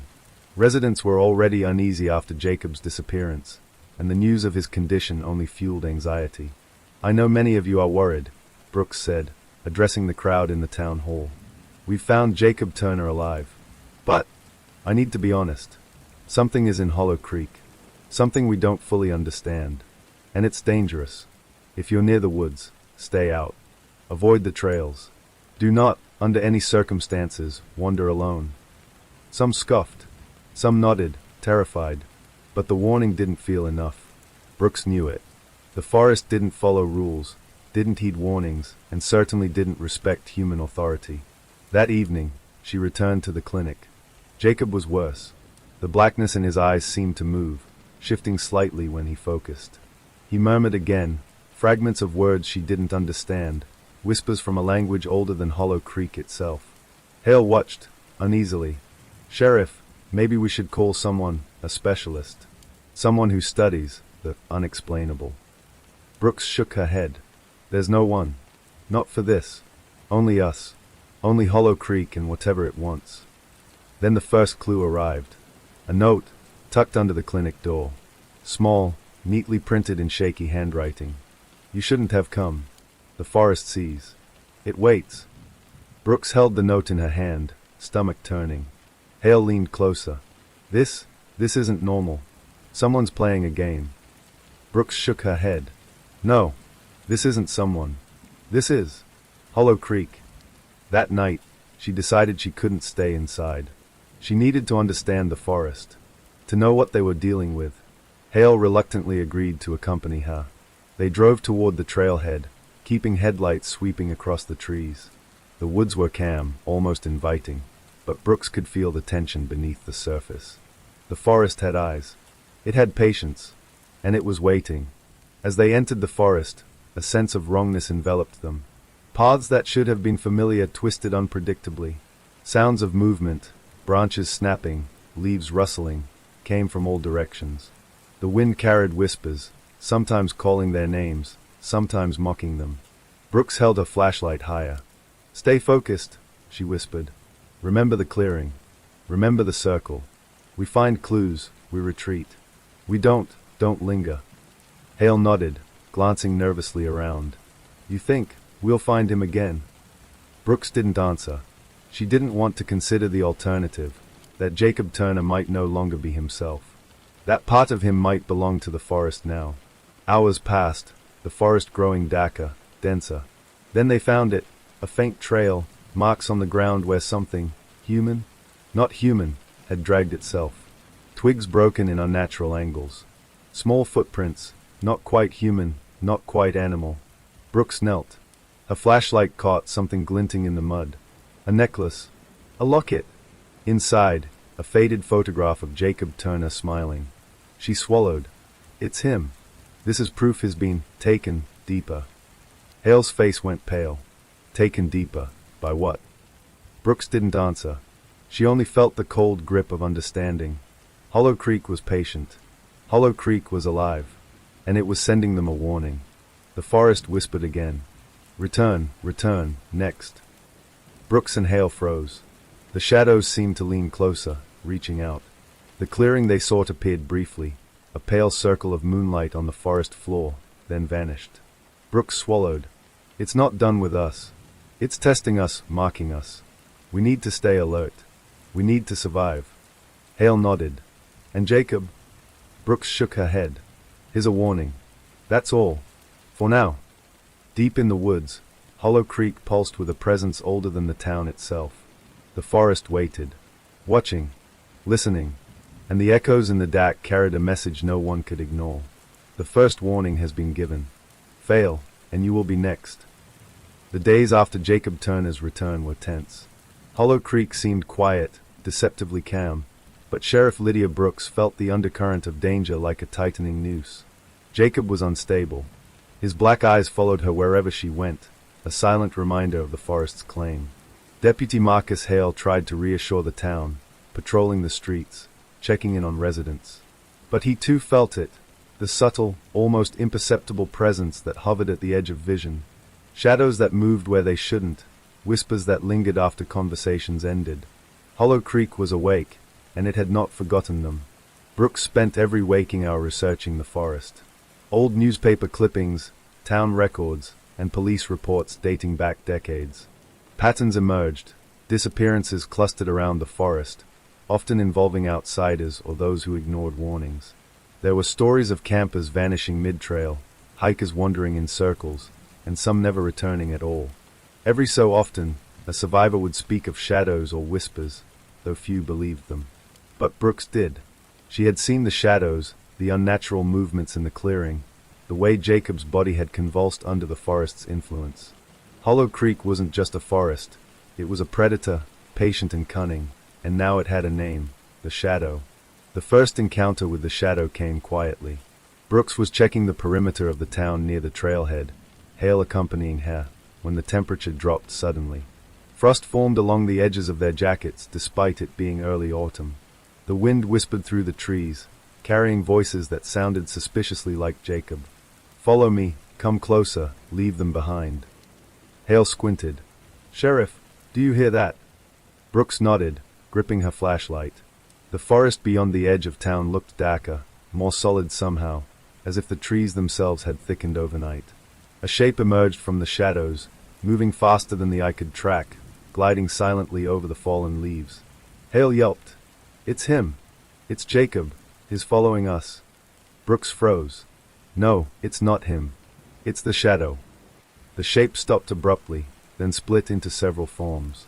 Shadows elongated, twisting unnaturally, stretching across the clearing and back into the forest. It was everywhere at once. Brooks felt the pressure of being watched, studied, hunted. The shadow did not attack immediately. It moved with intelligence, circling them, observing, testing boundaries. Its blackness seemed to absorb the light from their flashlights. When it paused, Brooks could swear she saw faint outlines, human-like, but distorted, faces and hands stretched too long, mouths opening in silent screams. She whispered to Hale, "We're being marked. We have to go back, get Jacob somewhere safe." Hale glanced nervously at the dark mass. "Safe? Do you really think we're safe?" Brooks said nothing. She already knew the answer. Hollow Creek never let anyone be safe. That night, Brooks couldn't sleep. Every shadow in her room felt alive. Every gust of wind rattling the windows sounded like the whispers from the forest. And then she heard it clearly, footsteps in the hall outside her bedroom. Not human, not fully. Silent, deliberate, and too fast. She grabbed her flashlight and pistol, stepping into the hallway. Nothing. The house was empty. But a single clue remained. Scratches along the wooden floor, deep, deliberate, forming jagged letters that she recognized from the clearing. Next. Her heart raced. The shadow was not confined to the forest. It could reach beyond its trees, beyond Hollow Creek itself. The following morning, Brooks convened a small task force. Only trusted residents, people willing to risk going into the forest to understand what was happening. Hale, a local guide who knew every trail, and 2 other deputies who had survived the previous night's patrol. Brooks laid out her plan. "We need to track the shadow. We need to understand its behavior, its pattern. We can't fight it, at least, not yet, but we can prepare. And maybe, just maybe, save those it's claimed before us." The group nodded, tension etched into every face. They understood. Hollow Creek was alive, and the shadow had already claimed victims. They entered the forest at first light. The air was thick with fog, dew hanging on every leaf and branch. The normal sounds of birds and insects were absent. Even the river's flow seemed muted. The forest was anticipating them. Brooks led the way, flashlight in hand. Jacob followed, silent, eyes black and hollow, guided by instinct she didn't fully understand. Hale stayed close, scanning every shadow. The task force spread out slightly, careful not to stray too far. Hours passed. The forest shifted subtly around them. Paths they remembered from prior patrols twisted and doubled back, confusing even the local guide. Every turn seemed designed to mislead, to frustrate, to draw them deeper into the heart of Hollow Creek. Then the first attack. From the shadows, tendrils of darkness shot out, snaking around trees, reaching for the task force. The shapes weren't solid. They passed through branches and leaves, twisting around trunks, bending as if the forest itself had animated them. Brooks shouted, "Hold the line. Stay together." The tendrils pulled at their boots, at their jackets, at their limbs. Some deputies screamed, others fought blindly. Hale fired his weapon, but bullets passed harmlessly through the shapes. The shadow didn't move like an animal. It didn't attack directly. It tested them, probed their fears, and amplified them. Every whisper from the trees was a lie designed to split the group apart. "Leave, go, run, turn back. You'll never survive." Brooks tried to focus. The task force was panicked, but she knew they couldn't let fear take them. She grabbed Jacob's arm. "We move forward. Follow me." They pressed on, deeper into the forest. The whispers grew louder. The fog thickened. Every shadow seemed to stretch impossibly, forming humanoid shapes that disappeared when approached. And always, The feeling of being watched intensified.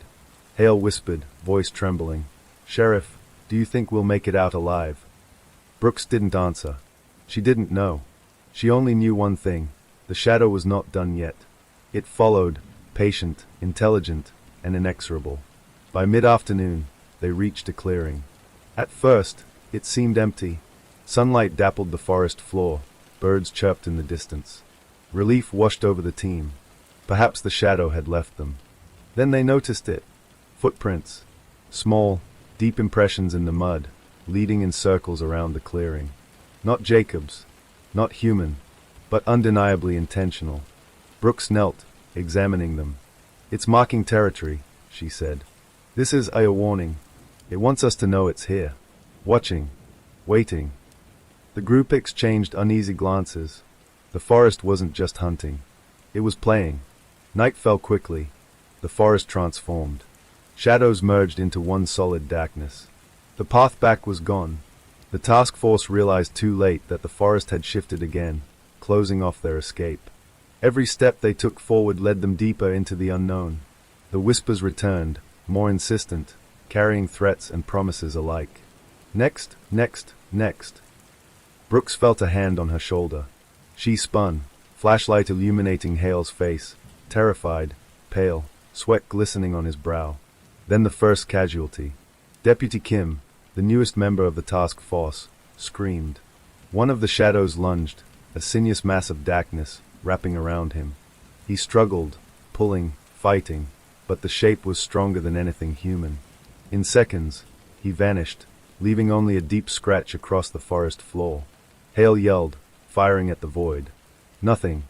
Brooks shouted, "Move. We keep going." They pressed forward, carrying Jacob between them.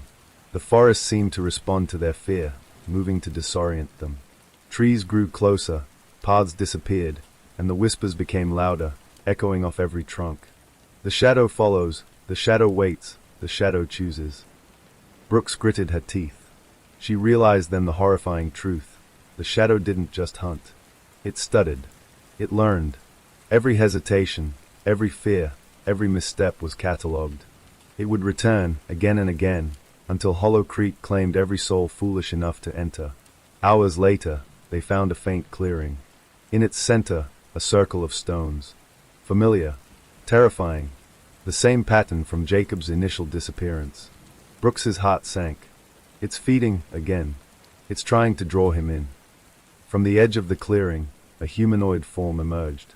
Black, faceless, moving faster than light should allow. It glided toward them, and the air grew colder. Jacob trembled violently. His eyes, black and endless, shifted toward the shadow. He muttered, barely audible, "It knows we're here." Brooks drew her pistol. Hale raised his rifle. But the shadow didn't stop. It passed through the forest, silent, inevitable, moving closer with every heartbeat. The team huddled together. Brooks whispered fiercely, "No one breaks apart. We survive together, or we don't survive at all." The shadow hovered, twisting, merging with the night. Its presence pressed into their minds, amplifying fear and doubt. And then it spoke, not with words, but with a voice felt in the chest, deep and resonant. "You will be next." Brooks shivered. She knew the shadow's patience was infinite. Its hunger eternal. Hollow Creek would not stop until it had claimed them all. The clearing seemed to expand, the circle of stones glowing faintly with an otherworldly light. Brooks felt Jacob's body tense. Something inside him, a part the forest had touched, reacted. Hale grabbed her arm. "Sheriff, it's trying to pull him in." Brooks nodded.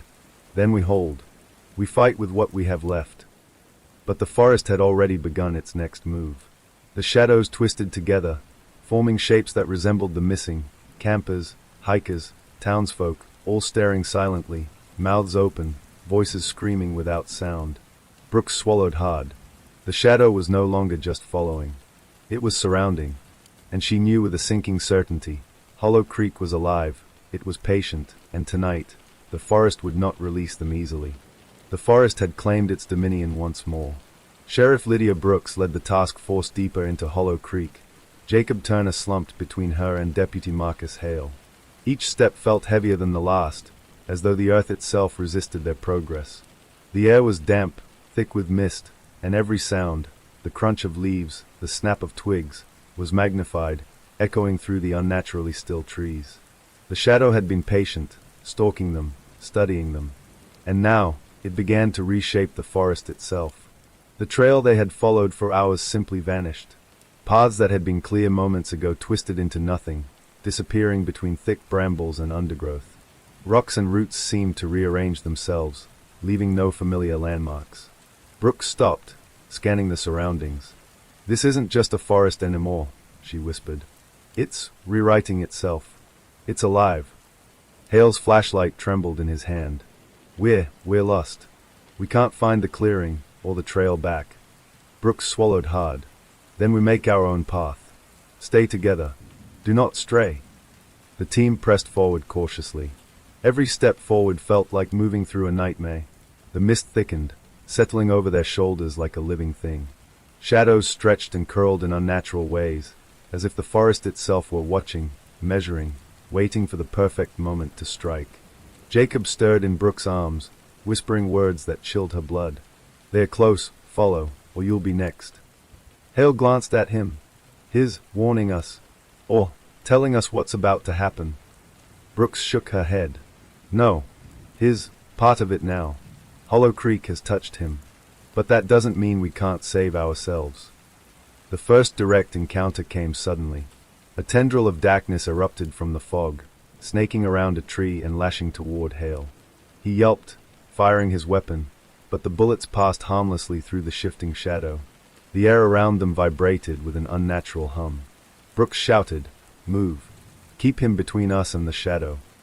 They ran blindly, plunging deeper into the forest. Each turn seemed familiar yet impossible, leading them in circles that twisted reality itself. Trees that had been behind them now loomed in front. Paths that should have led out now led deeper into Hollow Creek's heart.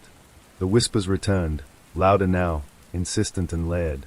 They mimicked voices of loved ones, friends, even Jacob's own.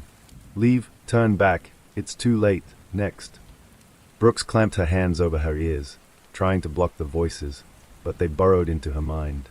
Fear became palpable, heavy in her chest, threatening to crush her. She had to force herself to focus. She had to survive, for herself, for Hale, for Jacob. Hours, or what seemed like hours, passed in the fog. Exhaustion gnawed at them. The forest began to test them, individually and collectively. Shadows emerged, moving along the edges of their vision. Shapes that resembled the missing townsfolk, campers, hikers. They watched silently, faces twisted in perpetual screams. Brooks noticed something even more unsettling. Every shadow seemed tethered to the trail itself, invisible lines connecting them to some unseen point deep in the forest. The trail wasn't just disappearing, it was luring them, leading them to something. Then, the first warning. A figure appeared directly in front of them, a young girl, pale-skinned, with long black hair obscuring her face.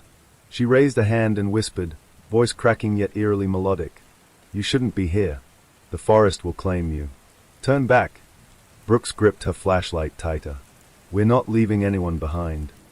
The girl's form shimmered, twisting into shadow and mist, vanishing before their eyes. But the warning lingered. It echoed in their minds, deep, resonant, impossible to ignore. The group pressed forward, now hyper-aware of every rustle, every shadow. Jacob groaned softly, black eyes darting toward the deeper trees. Brooks realized the horrifying truth. The forest had marked him. Not just marked, but tethered him to its will. Every movement he made was influenced by Hollow Creek. Every step they took, the shadow learned, adapted, evolved. Hale glanced nervously around. "Sheriff, we can't keep doing this. It's learning." Brooks finished for him. "I know, and that's exactly why we survive. We can't give it a chance to grow stronger." The forest shifted again. The path behind them disappeared completely, swallowed by brambles and mist. They were trapped. Hollow Creek had folded in on itself. No trail back, no landmarks, no escape. Then came the whisper of movement. Footsteps, fast and light, circling them. Not human. Not entirely.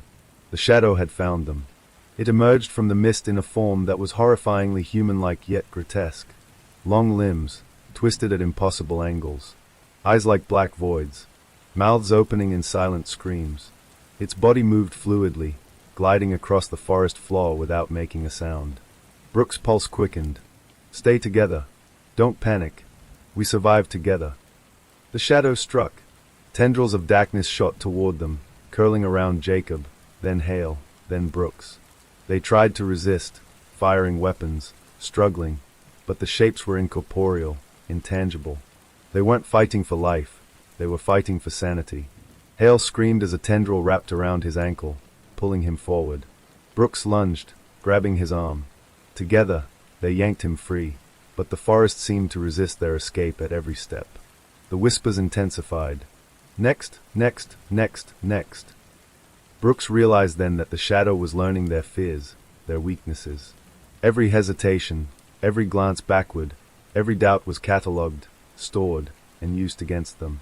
Jacob began convulsing violently. His black eyes rolled back, a guttural sound leaving his throat. Brooks pressed a hand to his chest, trying to anchor him to reality, but the shadow's influence was too strong. It's pulling him, it's trying to take him fully, Hale whispered. Brooks gritted her teeth. Then we don't let go. We hold him. And we survive. They stumbled into another clearing, faintly illuminated by pale moonlight breaking through the canopy. The circle of stones, the same pattern from the first disappearance, lay ahead. Brooks froze. It's feeding, again. The stones, it's a conduit. That's where it draws strength. From the shadows at the clearing's edge, the humanoid forms of previous victims appeared. They didn't move, didn't speak, but their presence was suffocating. Hollow Creek had collected them, preserved them as warnings. The shadow glided into the clearing. It was larger now, more defined, a swirling mass of black energy, stretching toward Jacob. He screamed, black eyes rolling back. Brooks felt a pull, a tug in her mind, whispering, "Let him go, become one, next." Brooks grabbed Jacob's arms with every ounce of strength. No, not him. Not anyone. Hale fired blindly into the shadow. The bullets passed harmlessly through it. Brooks realized there was only one way to survive, to resist, to refuse the forest's claim. The shadow was testing them. Suddenly, the ground trembled. Roots erupted violently from the earth, twisting and coiling toward them. The stones in the clearing glowed faintly, illuminating the writhing shadows. Brooks felt herself lifted slightly, the air thick and suffocating. She screamed. Hale grabbed her, pulling her down. "Sheriff! Hold him!" Together, they anchored Jacob to the ground, shouting at each other over the whispers that now screamed in their minds. Next, next, next. Hours, or what seemed like hours, passed. Exhaustion, fear, and the constant pull of the shadow threatened to overwhelm them. But Brooks forced herself to focus. She recited everything she knew about Hollow Creek, its patterns, its history, its rules. The forest fed on fear, she realized. If they could resist, they could survive. Gradually, the influence over Jacob weakened. He stopped convulsing, black eyes remaining wide but less animated. The shadow recoiled slightly, hissing, twisting back into the forest. The trail didn't return. The forest didn't release them. But for a brief moment, they found a semblance of safety. The shadow had retreated, but Brooks knew it had learned from them. Every hesitation, every fear, every glance backward was now part of its memory. They were not safe. They had survived, for now. Brooks looked at the circle of stones one last time. The forest whispered in the distance, faint but clear. The vanishing trail will claim the next. Beware! She gritted her teeth. Hollow Creek had marked them, tested them, and sent its first real message. It would not be defeated. Not by humans. Not by weapons. Not by courage alone. And somewhere in the depths of the forest, the shadow waited. Patient. Intelligent. Hungry. Brooks knew with certainty that the forest had claimed its first lesson, and the second was already being prepared. The vanishing trail had vanished again, and this time, it wouldn't forgive any mistakes. Hours passed, or perhaps minutes. Time had lost meaning inside Hollow Creek. Every trail seemed to vanish behind them as they walked. Paths they thought familiar twisted into impossible spirals, doubling back on themselves. The mist thickened until it was nearly solid. The first attack came from behind. One of the stalkers lunged at Hale, long fingers extending like tendrils. Hale screamed, firing wildly, but the stalker passed through him as if he weren't there. It whispered in his mind, "Alone, turn, next." Hale stumbled, almost losing his balance. Brooks grabbed his arm, steadying him. "You're not alone. Focus." The shadow stalkers moved with intelligence, circling them, splitting them off. They didn't need to attack physically. The whispers and visions they planted were enough to drive their victims into mistakes. Brooks saw glimpses of previous victims, campers, hikers, townsfolk, eyes black, mouths open in silent screams. Each apparition was a warning, a lure, a trap. Follow, next, fail, next. Jacob moaned, the blackness in his eyes flaring. Brooks felt the pull on him, stronger than before, as if the stalkers were tethering him, trying to drag him fully into Hollow Creek's grasp. They stumbled into a clearing. Moonlight broke through the mist, illuminating a circle of stones, the same pattern that had appeared in Jacob's first encounter with the forest. The stalkers froze at the edge of the clearing, hovering, whispering, waiting. Brooks realized with a sinking dread that the stones were not just markers, they were anchors. The shadow drew power from these points, feeding off the fear, preparing the ground for its next victim. Next, next, next. A tendril of darkness shot toward Jacob, coiling around his arm. Brooks screamed, throwing herself in front of him. The tendril struck her, cold as ice, and she felt a pressure in her mind, a tug that threatened to drag her into the forest's memory. Hale grabbed her, pulling her back. "Sheriff, it's too strong." Brooks shook her head fiercely. "No, we fight."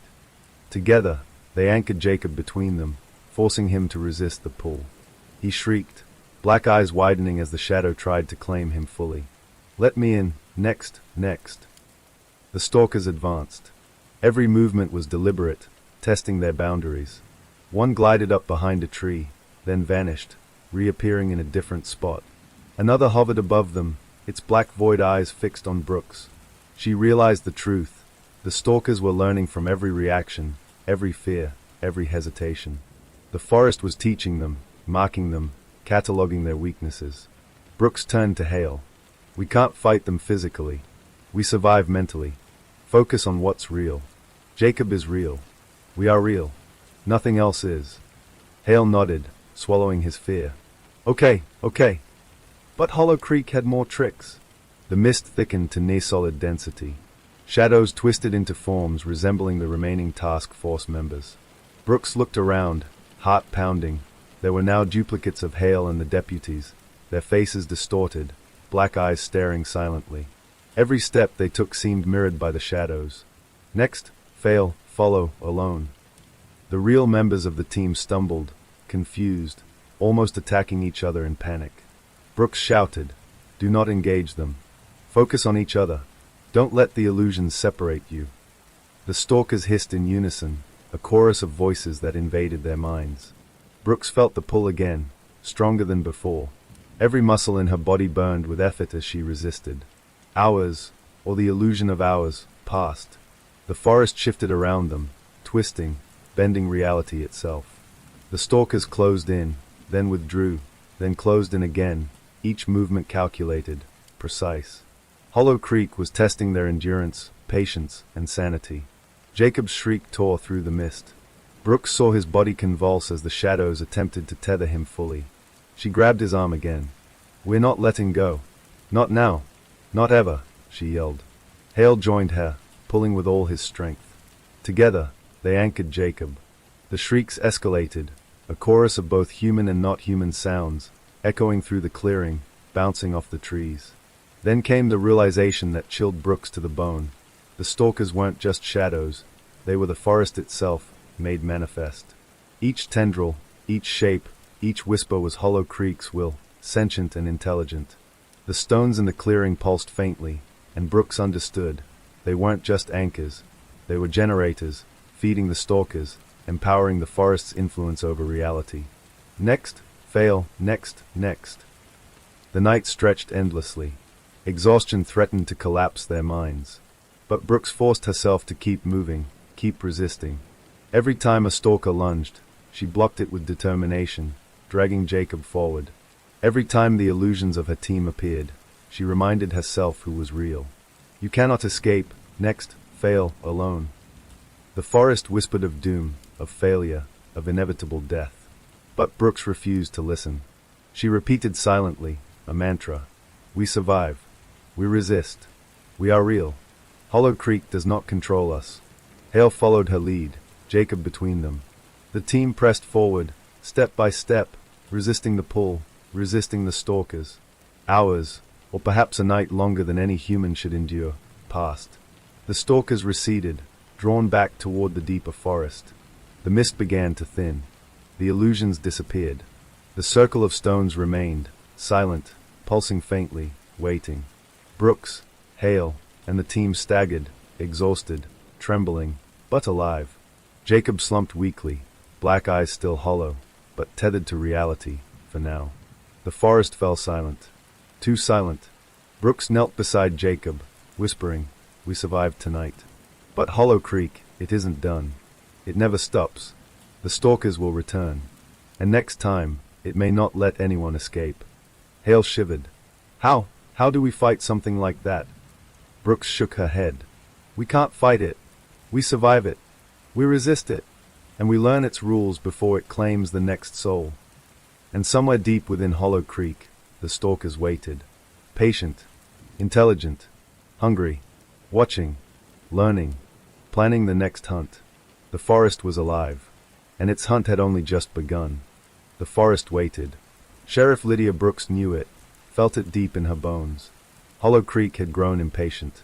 Its stalkers had tested them, manipulated them, and now the forest's hunger pulsed more strongly, more deliberately.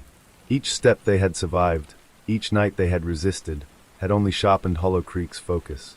Brooks led the remaining task force, Hale, 2 deputies, and Jacob Turner, through a dense wall of mist. The circle of stones from the previous encounter was behind them, pulsing faintly with residual darkness. Every step forward felt like moving through a living entity. The forest itself shifted, branches leaning toward them, leaves rustling despite the lack of wind, shadows twisting unnaturally around every tree trunk. They were walking into the forest's heart, and they knew it. Hours earlier, Brooks had pored over old records in the town archive. Journals, police reports, and newspaper clippings hinted at a place deep within Hollow Creek, a clearing the locals called the Heart. Every disappearance, every inexplicable event, seemed connected to it. Survivors, when they existed, spoke of a central place where the forest's influence was strongest, where the stalkers, the shadows, and the whispers originated. If they wanted answers, if they wanted to stop Hollow Creek from claiming more lives, they had to find it. The mist thickened as they approached a particularly dense thicket. Brooks paused, scanning the forest. The air was heavy, almost tactile, as if the trees themselves exhaled around them. The stalkers were absent, for now, but their presence lingered in the oppressive silence. Hale whispered, Sheriff, are we even going the right way? This place, it doesn't follow normal logic. Brooks didn't respond immediately. She felt the forest tugging, pulling subtly at their senses, attempting to disorient them. It was alive. Not just alive, but aware, and aware of them. We go forward, she said finally. We follow the pull of the heart. It will lead us, if we're careful. But remember, it's testing us, learning from us. One mistake and it won't hesitate. The first warning came suddenly. A low rumble echoed through the trees, vibrating through the soil. Shadows detached themselves from the undergrowth, taking the forms of townsfolk who had vanished over the decades. Faces twisted in silent screams, eyes black voids reflecting no light.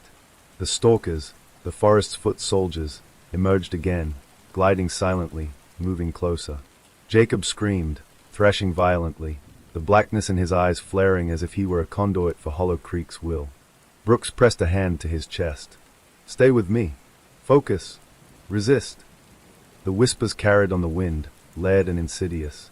You cannot escape the heart next. Every word struck deep, clawing at their minds.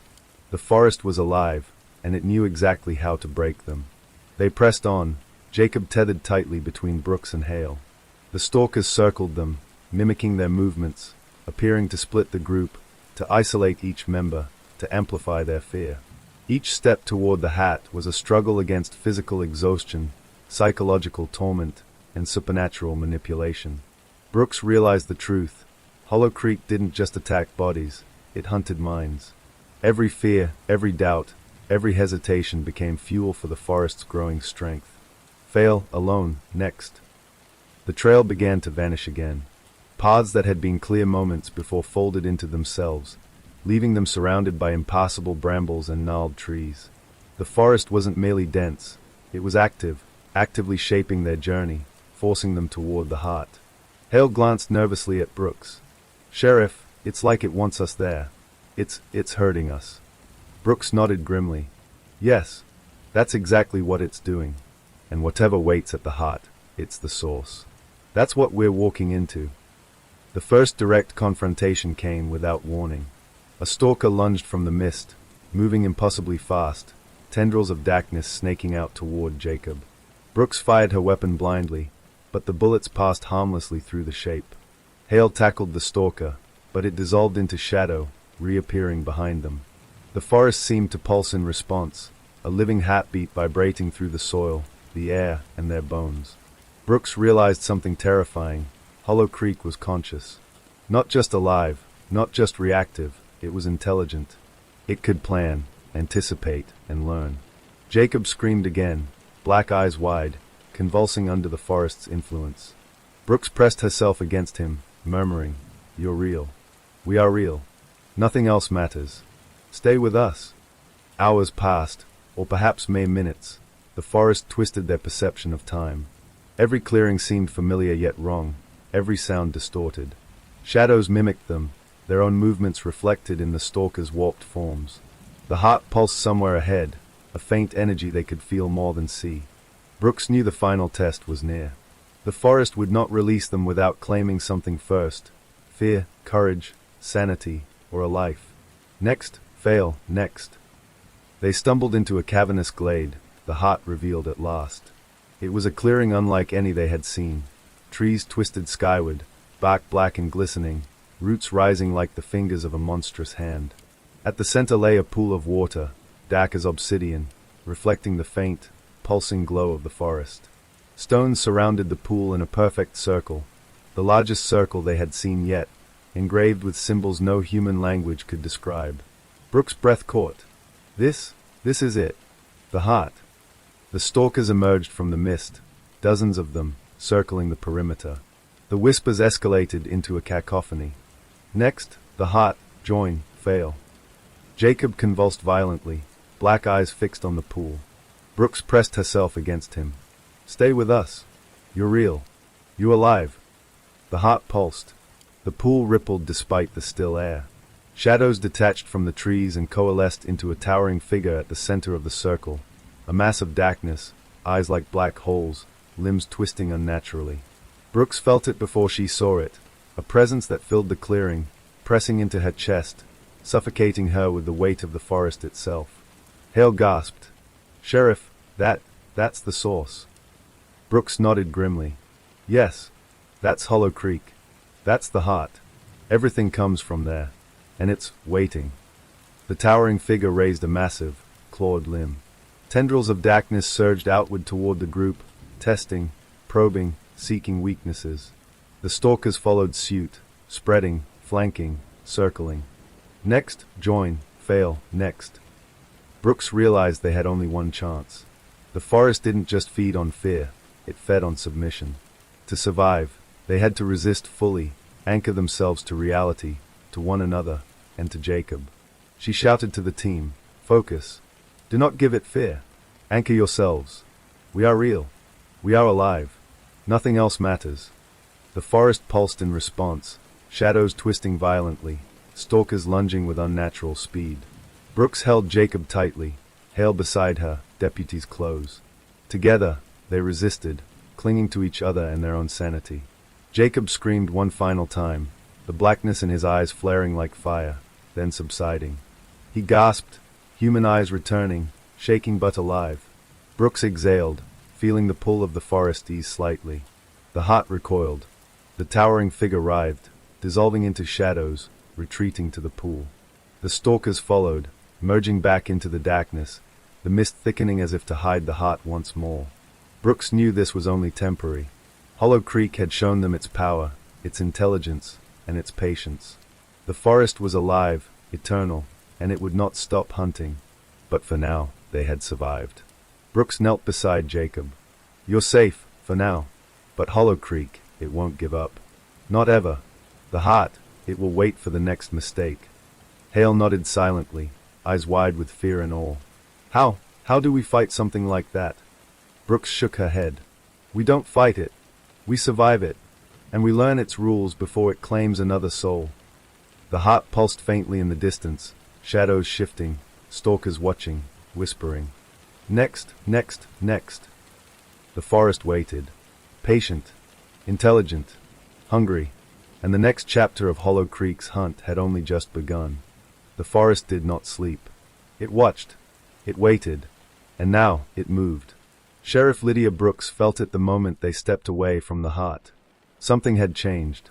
The air was no longer just heavy, it was suffocating. The silence was no longer empty, it was listening. Hollow Creek had stopped testing them. Now, it was hunting. Jacob walked on his own now. Weak. Shaking. But conscious. His eyes were no longer black, but something inside them had changed. A shadow remained, faint but undeniable, like a scar that would never heal. Brooks noticed it, and it terrified her more than anything else. "We don't stop," she said firmly. Hale nodded, gripping his rifle. "Where do we even go? The trail's gone." Brooks looked back once, just once, toward where the heart had been. "It doesn't matter," she said quietly. "We move away from it. That's all we can do." But Hollow Creek had other plans. The first sign came as light. A faint glow in the distance. Warm. Flickering. Human. Hale froze. "Sheriff, is that a lantern?" Brooks narrowed her eyes. There, through the trees, a soft golden light flickered gently against the darkness. It looked impossibly normal. Comforting. Safe. And that's what made it wrong. "No one moves," Brooks said sharply. But Jacob took a step forward. Then another. "Jacob!" Hale snapped, grabbing his arm. Jacob turned slowly. "They are waiting," he whispered. Brooks' stomach dropped. "Who is?" she asked. Jacob pointed toward the light. "My parents." Silence. Heavy. Unnatural. Hale shook his head. "That's not possible. They're not even." "Dead," Jacob finished softly. "I know." The lantern flickered again. Closer now. And then they saw them. Two figures standing just beyond the trees. A man and a woman. Smiling. Perfectly still. "Jacob," the woman said gently. "Come here, sweetheart." Brooks stepped in front of him immediately. "No," she said firmly. "Don't listen." The figures didn't move. They didn't blink. Their smiles stretched just a little too wide. "Sheriff," the man said calmly. "You're tired. You've been through a lot. Let him come. He's safe with us." Hale whispered, "They're not real, right?" Brooks didn't answer, because deep down, they looked too real. The lantern glow intensified, casting long shadows across the ground. But something was wrong. The shadows didn't match the bodies. They stretched in unnatural directions. Too long. Too thin. Too alive. "Jacob," the woman said again, her voice now layered with something deeper, something ancient. "Come home." Jacob's body trembled. Brooks grabbed his shoulders. "Look at me. Stay with me. They're not your parents." "They sound like them," Jacob whispered. "They're not," Brooks snapped. "They're using your memories. Your fear. Your grief." The figures stepped forward. Slowly. Gliding. The illusion began to break. Their skin flickered, just for a second, revealing something underneath. Something dark. Something hollow. Hale raised his weapon. "Sheriff, I don't like this." "Don't shoot," Brooks said. "It won't matter." The lantern dropped. It didn't fall. It floated. And when it hit the ground, the light exploded outward. The forest came alive. Dozens of shadows erupted from the trees. Stalkers. More than ever before. They surrounded the group instantly. No circling. No waiting. No testing. This was different. "This is it," Brooks whispered. "This is the assault." The false parents twisted violently, their forms stretching, breaking, collapsing into pure shadow. Their voices merged into one. You were warned. The stalkers lunged. Hale fired wildly. Deputies screamed. Darkness moved faster than thought. One of the deputies was pulled into the shadows instantly. Gone. No scream. No trace. Move. Brooks shouted. They ran. Branches snapped at their faces. Roots rose from the ground, trying to trip them. The forest itself was attacking now. Jacob stumbled. Brooks grabbed him. Hale covered them. The whispers were deafening. Next, next, next, next. The lantern light reappeared ahead. But this time, there were dozens of them. Floating. Watching. Waiting. Each one casting impossible shadows. Each one marking a path deeper into the forest. It's hurting us, Hale gasped. Brooks nodded. Yes. Into something worse. Behind them, the stalkers closed in. Faster now. Stronger. No hesitation. They burst into a clearing. And froze. In the center stood a single object. Old. Rusted. Barely standing. A street lamp. The only man-made thing they had seen in hours. Its light flickered weakly. But it was real. Solid. Grounded. Brooks felt it immediately. This, she whispered, this is different. Hale looked around. Different how? Brooks stepped closer. The forest doesn't control this. The stalkers stopped at the edge of the clearing. They didn't enter. They couldn't. The shadows writhed violently, pressing against an invisible barrier. Screaming. Hissing. Waiting. The lamp flickered again. Jacob collapsed beneath it. Gasping. Crying. Brooks dropped beside him. You're okay. You're okay. Stay here. Hale turned slowly, watching the edge of the clearing. They're not coming in, he said. Brooks nodded. This is a boundary. A safe point. But even as she said it, she knew better. Nothing in Hollow Creek was truly safe. The lanterns outside the clearing began to rise, floating higher, forming a circle. The whispers returned. Slower now. Deeper. More focused. Last. Light. Hale swallowed. Sheriff, what does that mean? Brooks looked at the flickering lamp above them, then back at the darkness pressing in from all sides. It means, she said quietly, this is the last place it can't reach. A pause. And it's not going to let us leave. The stalkers began to merge. Combining. Growing. One massive shadow formed beyond the clearing, larger than anything they had seen before. The forest itself was gathering. The heart wasn't behind them anymore. It was here. The ground trembled. The lamp flickered violently. Cracks formed at its base. Hale's eyes widened. No, no, no, no. The shadow surged forward, slamming against the invisible barrier. Once. Twice. 3 times. The light dimmed. Brooks grabbed Jacob. Hold on to Emmy, she screamed. The barrier cracked. The shadow pushed harder.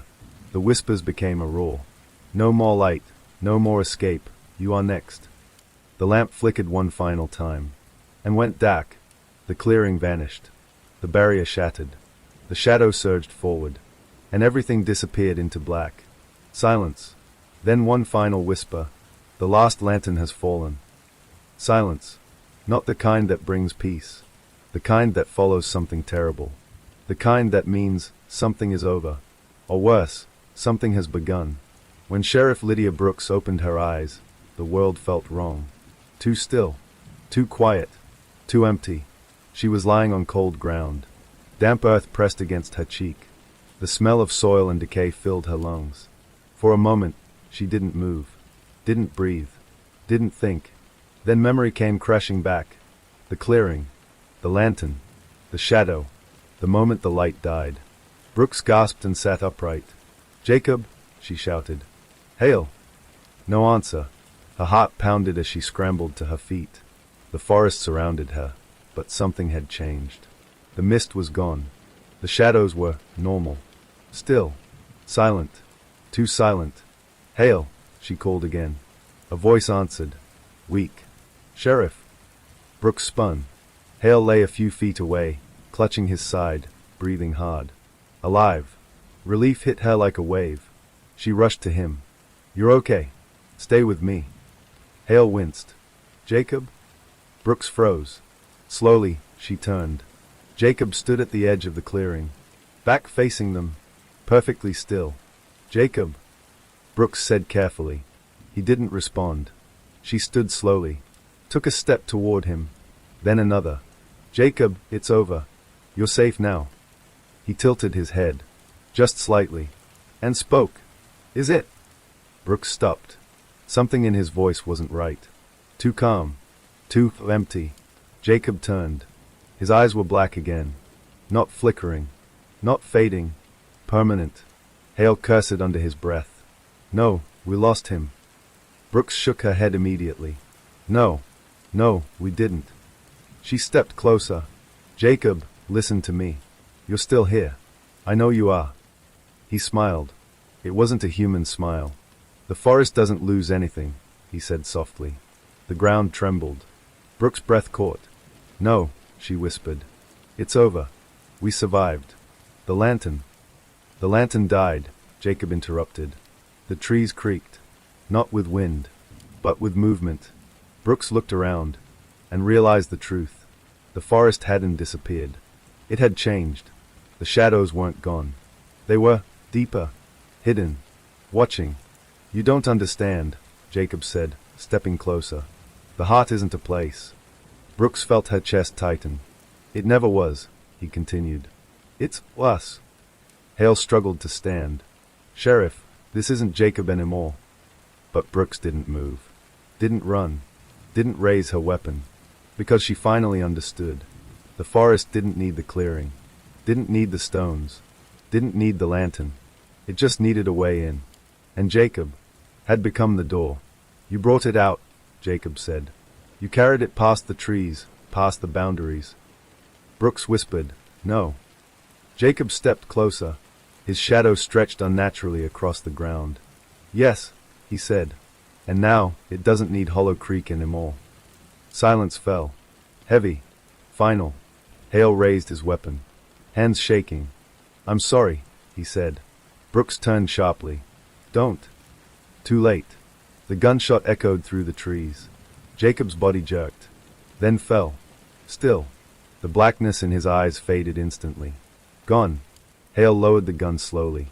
I had to, he whispered. Brooks stared at Jacob's body. Unmoving. Empty. For a moment, everything was quiet again. Then, the wind shifted. A whisper. Soft. Close. Right behind her. Did you really think it was that easy? Brooks froze. Hale's eyes widened in terror. Sheriff, he whispered. She turned slowly. And saw it. Not a shadow. Not a stalker. Something worse. A reflection. Herself. Standing just a few feet away. Same face. Same body. Same eyes. Except. Completely black. It smiled. You survived, it said gently. And that's all I needed. Hale stumbled backward. What the hell is that? It's me, Brooks whispered. The thing tilted its head. Not yet, it corrected. The forest pulsed. Not around them. Inside them. Brooks felt it then. A cold weight settling deep in her chest. A whisper curling through her thoughts. You opened the door. Her breathing slowed. Her heartbeat steadied. Too steady. Hale grabbed her arm. Sheriff, stay with me. She looked at him. Really looked at him.